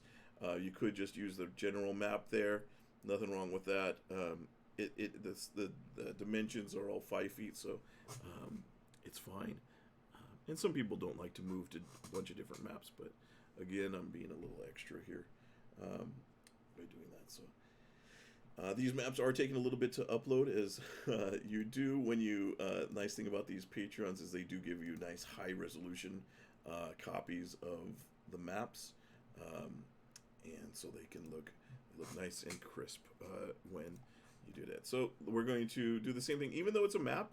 We're still going to do the kind of the same thing. So we're going to do a token, and that's going to drop that out here.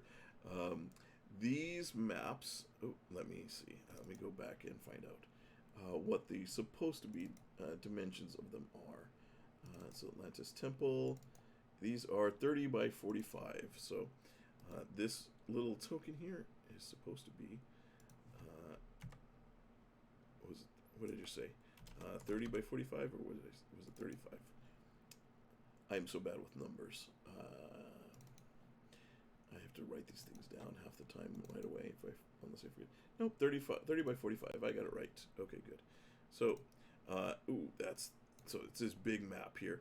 So, actually, I'm going to be seeing. You can see right here in the middle. I'm going to be using this map right here because it kind of gives us a better approximation. So it's 25 by currently 25 by 39. So we're going to stretch that. We're going to make that a little bit bigger. So we'll just use, well, it's close enough. It's closer than the default. And we're going to place it in the corner here, and we're going to shrink the other map. So let's see. I want to go 10 squares out, and 7 squares down. So I'm going to, because I only want to use this specific part of this map, I'm going to constrain the entire map down to that. So we're going to go to 10 and 7. So, or actually, let's go 10 and 6.5.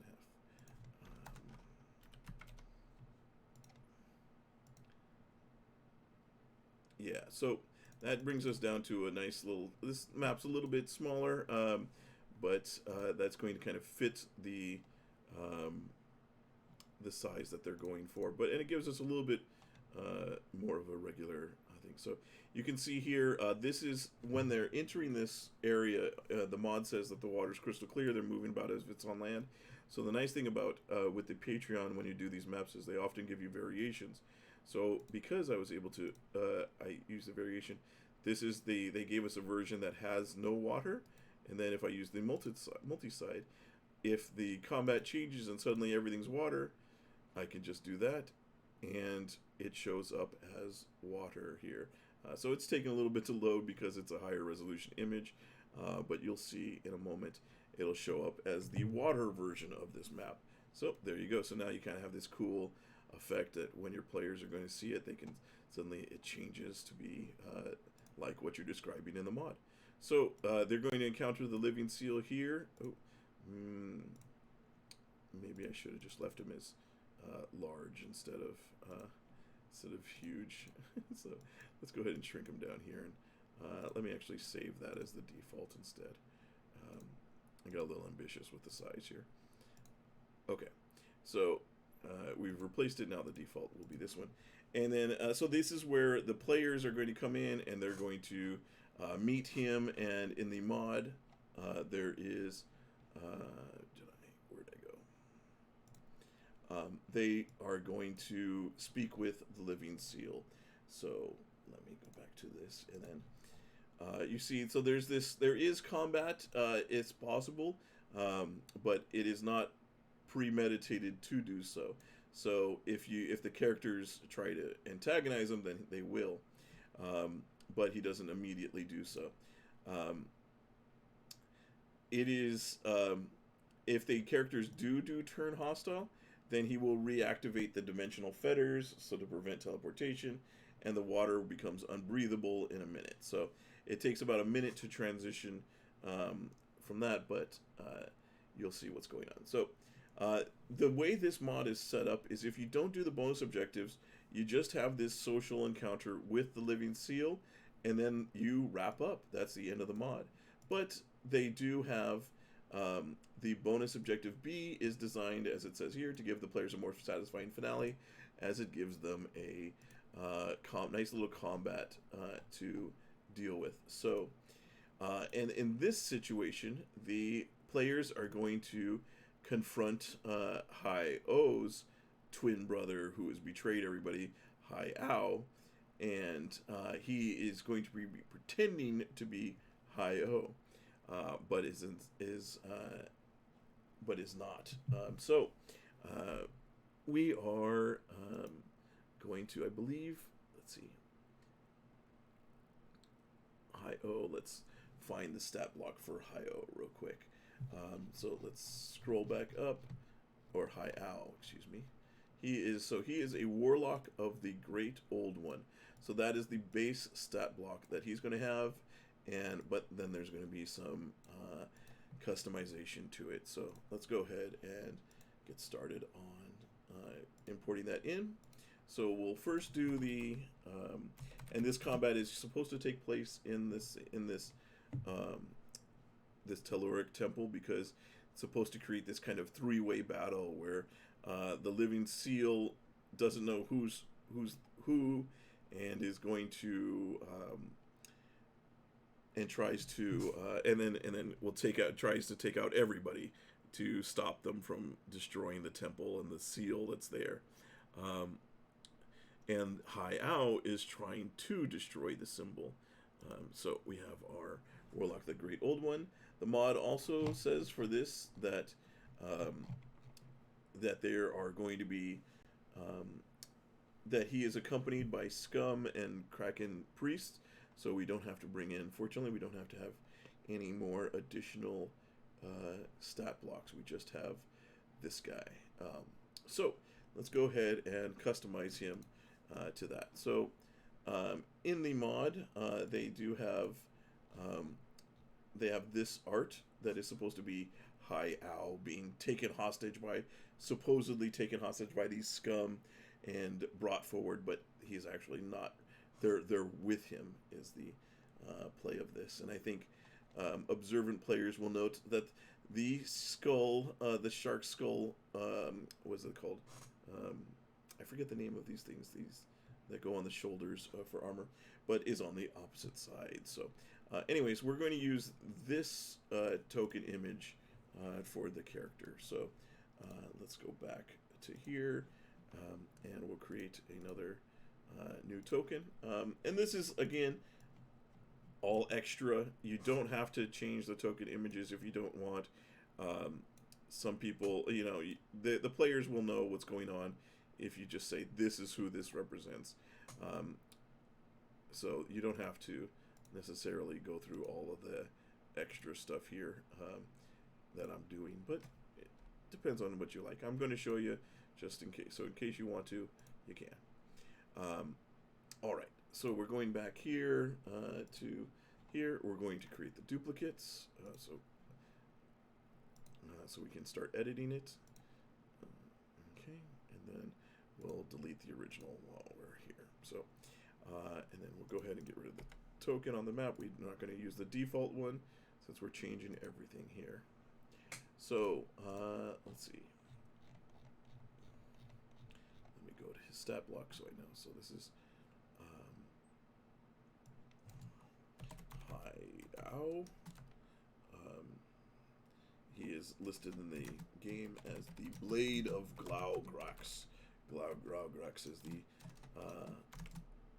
creature, the god that they're serving, these cults, and they're trying to free here. So let me see. Have I uploaded that image? No, I haven't. Okay. So we're going to go ahead and add this as the default avatar image there.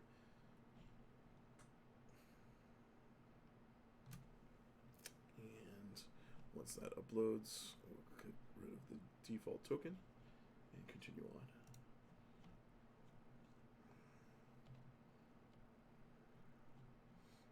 Okay, so remove the default token because we're going to be uploading our own here. So, so we have the token version here.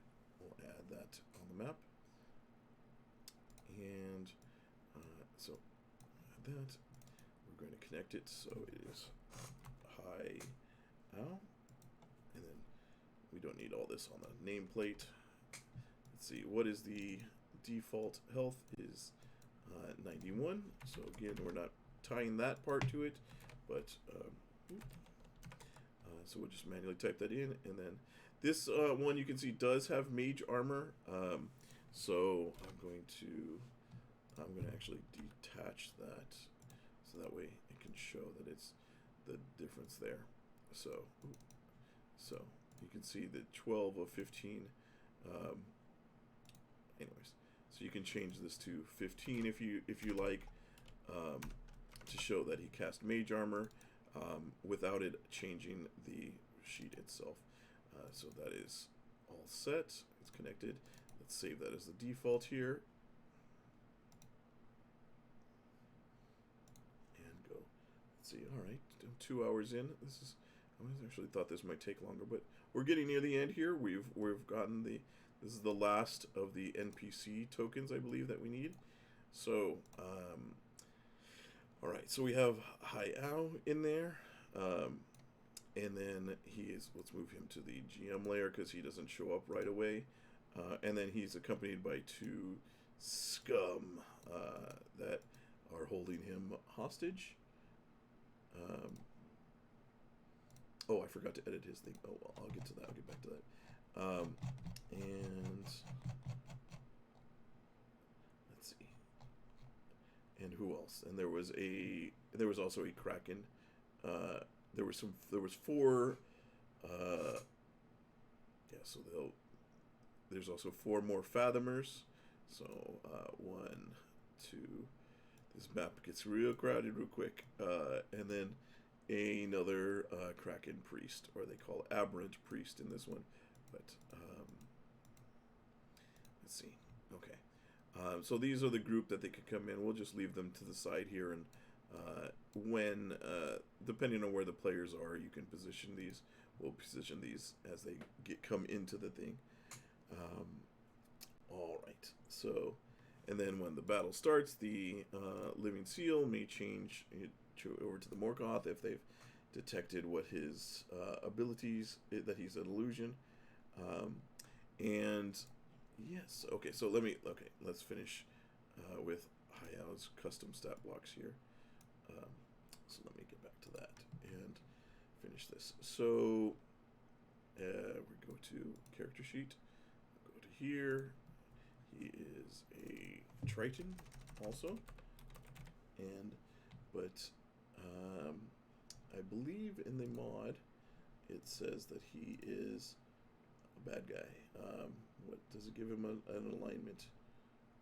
Let me see.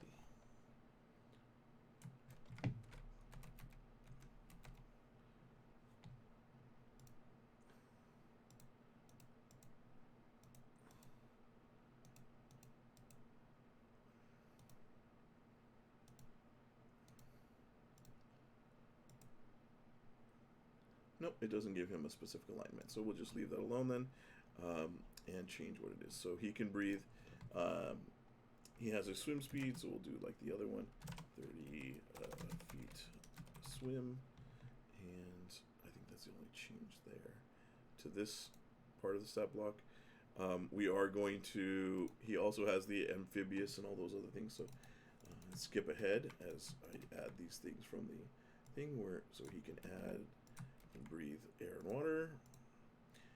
He is the emissary of the sea, so that allows him to communicate with simple ideas with amphibious and water-breathing beasts. Fixing this, which is, I believe these are Triton traits.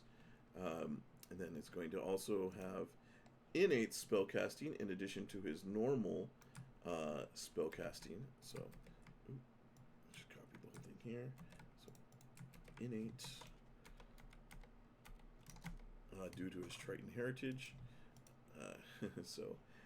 And then we are also going to do some spellcasting. Oh, it says that he does have a skill update. So he has proficiency in deception. Ooh, bad guy. So he had 7, and then he also has proficiency in history of +4. Okay, that's there. Okay. So what's nice about that is certain times they'll have skills which are good. So if the players since he's pretending to be captured and pretending to be High O, you're going to need that deception roll there. And then it says that his I hate when it's ugly. Okay, let's clean this up here. Some of his spells are going to be changed. Wow, he's got a lot. Okay, so he's the first to fifth because he's a warlock. Everything's cast at 5th level. He's got 3 castings. We are replacing Crown of Madness with Invisibility. So, Invisibility. Tracing Clairvoyance is going to counterspell, which is very good. You need these. Especially you're going to have a tier 2, you start to have these players have nice big spells. You want to be able to counter it. So Dominate Beast also gets changed to Evard's Black Tentacles. Another fun spell. And Vampiric Touch goes to Dispel Magic. Okay, so we've updated those. Okay, so let's get rid of them off of here. So, what was it? Crown of Madness is gone. And then we got rid of Clairvoyance. Yeah, because Clairvoyance is useless in a combat situation where you're doing this. NPC's not going to be casting Clairvoyance in any of these things. And Vampiric Touch is also gone. So yeah, so that's appreciated, because if it had just been the same one, it would have been much less useful. So Invisibility. I messed that up. Okay, so add Invisibility here. There it goes. Then we're going with Counter Spell. I am not spelling great. Someone cast Counter Spell on my spelling. And Vampiric Touch goes to Dispel Magic. I hope this is useful and helpful for anybody watching. This is some of it is, as you can see, tedious as far as just you're doing the same things over and over again. But it is this is how it goes. Sometimes when you're creating it, a mod and getting it all ready to go. If you're doing it when you're doing it on VTT, again, you can always do less or more depending on your personal preference and how you're running it. But this is how I usually do it, and you can take it as you wish. So that is done. So actually, that means that for the most part, we're done with all of the setup. So we have this final battle. Once they do that, they return. They return with the wrap up to talk to Savad, and then we get into which is here after they've completed the bonus objective B. So we have essentially almost all of this is finished. We're on the last stretch here. So what we're going to want to do now is we want to create all the handouts that we're going to be doing. So the handouts, usually you want to give like the rewards, if there's consumables, magic items that they get here, we're going to want to create handouts for those, as well as any images and things that you want to include. So let's see here. We will. And then if there's story awards, so let's see. So we have in this mod, the permanent magic item they're going to get is a Necklace of Adaptation. They're going to get a consumable of a Scroll of Rary's Telepathic Bond, and then there's a couple of story awards that we're going to add. So let's go ahead and do that. The first thing we're going to do is we're going to do Necklace of Adaptation. So that is listed. They will at the end of the mod here. Oh, actually, let me leave this here. Sorry for skipping around there. Let's go back to we'll use this version. So here is this. So a lot of times with the Adventures CCC, or even just the Adventure Leagues, any of them, they'll often have a specific flavor text, or sometimes even additional things that they do for their version of it. So let's see here. So here's the default necklace of adaptation. It's kind of got this nice little image. So let's go ahead and we'll copy that into our game. So that way it shows up here. Again, to make sure that there's no issues with the ID of it, we're going to create a unique copy of it. That way we can delete the original and only use this one and make sure that it's not connected to anything. So this is for RPSG02, and let's get that. And so we have that nice image, and let's so we're going to copy the flavor text for this, so we'll add that here. So this is a rectangular shard of pearlescent shell dangles from this chain of chaste links. By speaking the motto of the company of the pearlescent sea, its wearer can cause the shell to shed bright light in a 10-foot radius. Oh, so this is basically gives you a nice little like a night light here to along with the normal adaptation abilities. So I like to do that as a quoted thing, so show that it's flavor text, and then italicize it to make it stand out a little bit. And again, we have the put the mod tag on it. That way you can see. So when we're doing our when everything's in there, I can put. I want to put this in the handouts. And you can see, so if I do if I search on a page, I can find all these RPSGs real quick and find that as compared to maybe something in one of these other mods. So there is the so for the scroll of Rary's telepathic bond, oh, it does have a specific thing here. So let's create a handout for that. Handout. And so this is the scroll of Rary's telepathic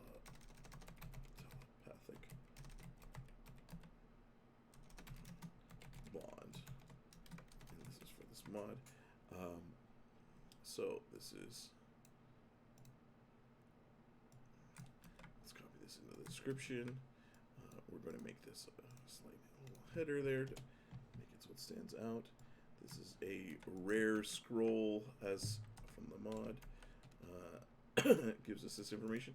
This does have some flavor text. Otherwise, with consumables, you can usually just tell them what the consumable is, but because this has a bit of flavor text, let's go ahead and give them that version of it. That way they have what they're looking for. So that has this. Let's see. Okay.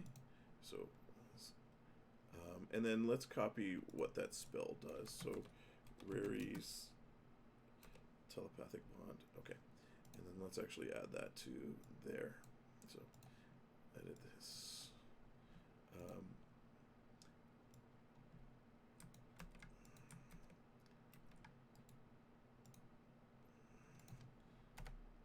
Okay, this is a 5th level divination.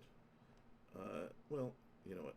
Actually, let's not put that there, because then they could just, there's too much information to show correctly. So that'll be, we'll just have that. That's good enough. They can look up the spell.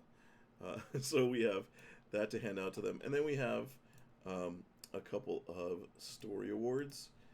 So these story awards we're going to want to be able to give them so that they can access this and copy it to their character sheets. Some DMs will create one handout that just has all the rewards listed and list all of this all together. I like to have each individual thing. That way it's easier for people to copy, and then just for me, it's my organization of the way I like to see things is separated like that. I don't know. It creates a little bit more work, but up to you. Up to you if you want to do these all. You could list these all in one handout that just says rewards and it lists everything, or you can do them individually like I'm doing them. Okay, so this is the first one, Honorary Pearl Shell Salvager. So that's the first story award. And then let's add the second story award, which is the second seal. I forgot to copy that. Oh well. Okay. And then this is says, so, oops. I'm getting ahead of myself here. So first add the title, then add the text. So this is if you failed for some reason, which is not good. They would get this story award. Okay. So essentially, at this point, we are done. We have all of the maps and all of the NPCs that we need created. I'm going to, because like I said, this has all the art, so I'm going to do the art handouts. So we'll just title these player handout. The first one is an image. It is Sovad and Hi-O. So Hi-O. And let me add this so that way the players can appreciate the cool artwork that they've included in the mod here. And this is, again, optional stuff. Feel free to tune out at this point if you like. So there we have that. Now when the players have that, they can see this full artwork of the characters. And let's do that for each of these. 5 of these. So player handout. The next one is Hi-O underwater. Underwater guide. And then this is where he's got his lantern as he's leading the party through the wreckage to get to the entrance to the sunken temple. And let's see here. So we got that. Then we have one more handout we're going to do. So this is the sunken temple itself.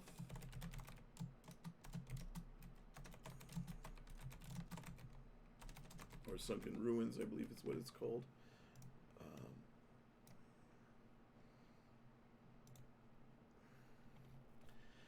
So, yeah, this is all just gravy stuff that we're adding here for adding to this adventure. I've seen some DMs, they will actually, they do these kind of cool interstitial maps where instead of doing these things as handouts, they create a map page which has a bunch of images on it that are indicative of what they are going. So it might have like a picture of the tavern as well as some of the NPC pictures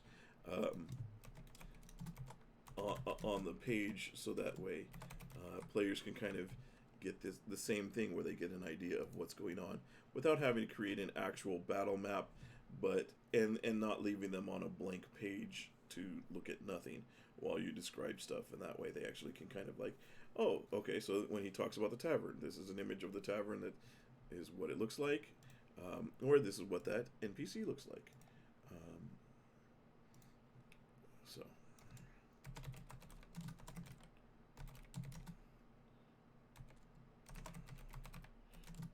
So one of the things with this last one is the one where it shows Hi-O, the brother who is the traitor being brought in.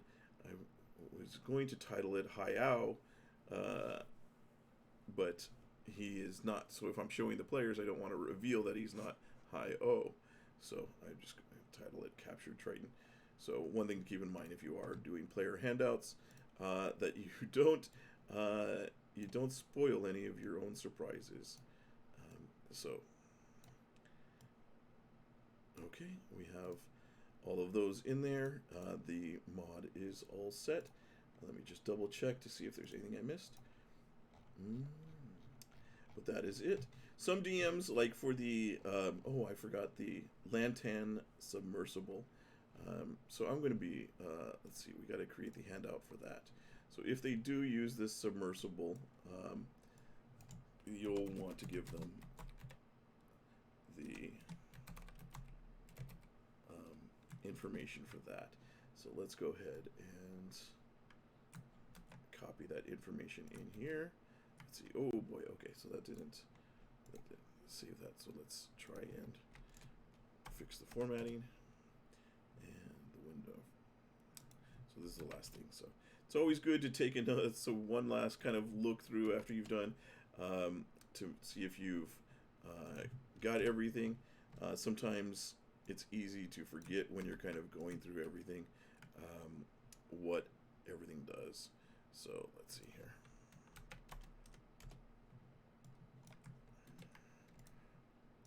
Okay.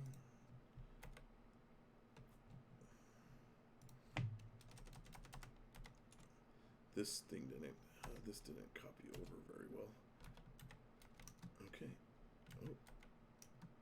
Why is that showing up as...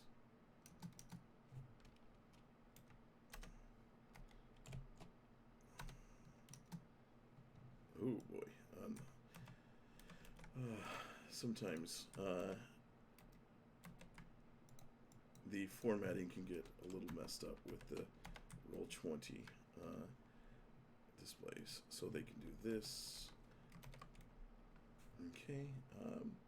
So just fixing some of this formatting here so that it shows fine for the characters.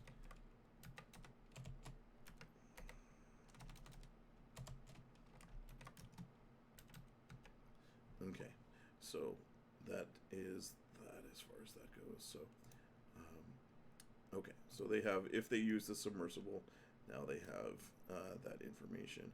We'll add that to the handouts over here. And okay, so that is done. The only other thing that I would say that is if some DMs will want to include like script and stuff from that. That's up to you how you want to do it. Sometimes if you can, sometimes it's helpful to have the tables copied into a handout on Roll20. All depends on what you want to do, but that's going to be a little bit. That I don't think I'll need to do that for this one. I can run it from the PDF because I'll have that open when I'm running my game. But that's it. So thank you for tuning in. Hey, 2.5 hours, not too bad. Set up for a brand new mod that is now ready to be run. So you're ready to put this out to your players and have them to come play it.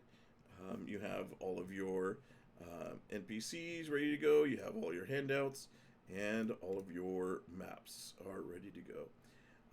If you have any questions, feel free to message me. The links to our Discord are down below in the description here, below on Twitch. They're also in the YouTube. I'll put them in the description, the links to our Discord. Feel free to come by. We have a lot of perks for DMs that are on our server. We have rewards for DMing a lot. And as you can see, if you want to run this mod, you don't even have to do the prep anymore. I've just done it for you. So if you want to come to our server, you say, you know what? I want to run that mod I saw him create. Then you can just say, we'll create the game for you. We'll drop these maps, these NPCs, these handouts right into the game, and you can run it. So we try and make it easy on the Adventure League's Discord for the DMs. And we got a lot of great DMs here with experience too. That can answer any of your questions. But that is going to do it. Thank you for tuning in. I appreciate it. We stream normally on Wednesday afternoons at 1 p.m. Pacific, Saturday evenings at 4 p.m. Pacific. Those are 2 campaigns that I run, as well as Sunday mornings. I always run a Sunday morning Tier 1 game, so for characters levels 1 through 4 of the Adventurers League, every Sunday morning at 9 a.m. Pacific time. So if you want to check back, that's when we'll be streaming next. Otherwise, thank you for tuning in. See you next time.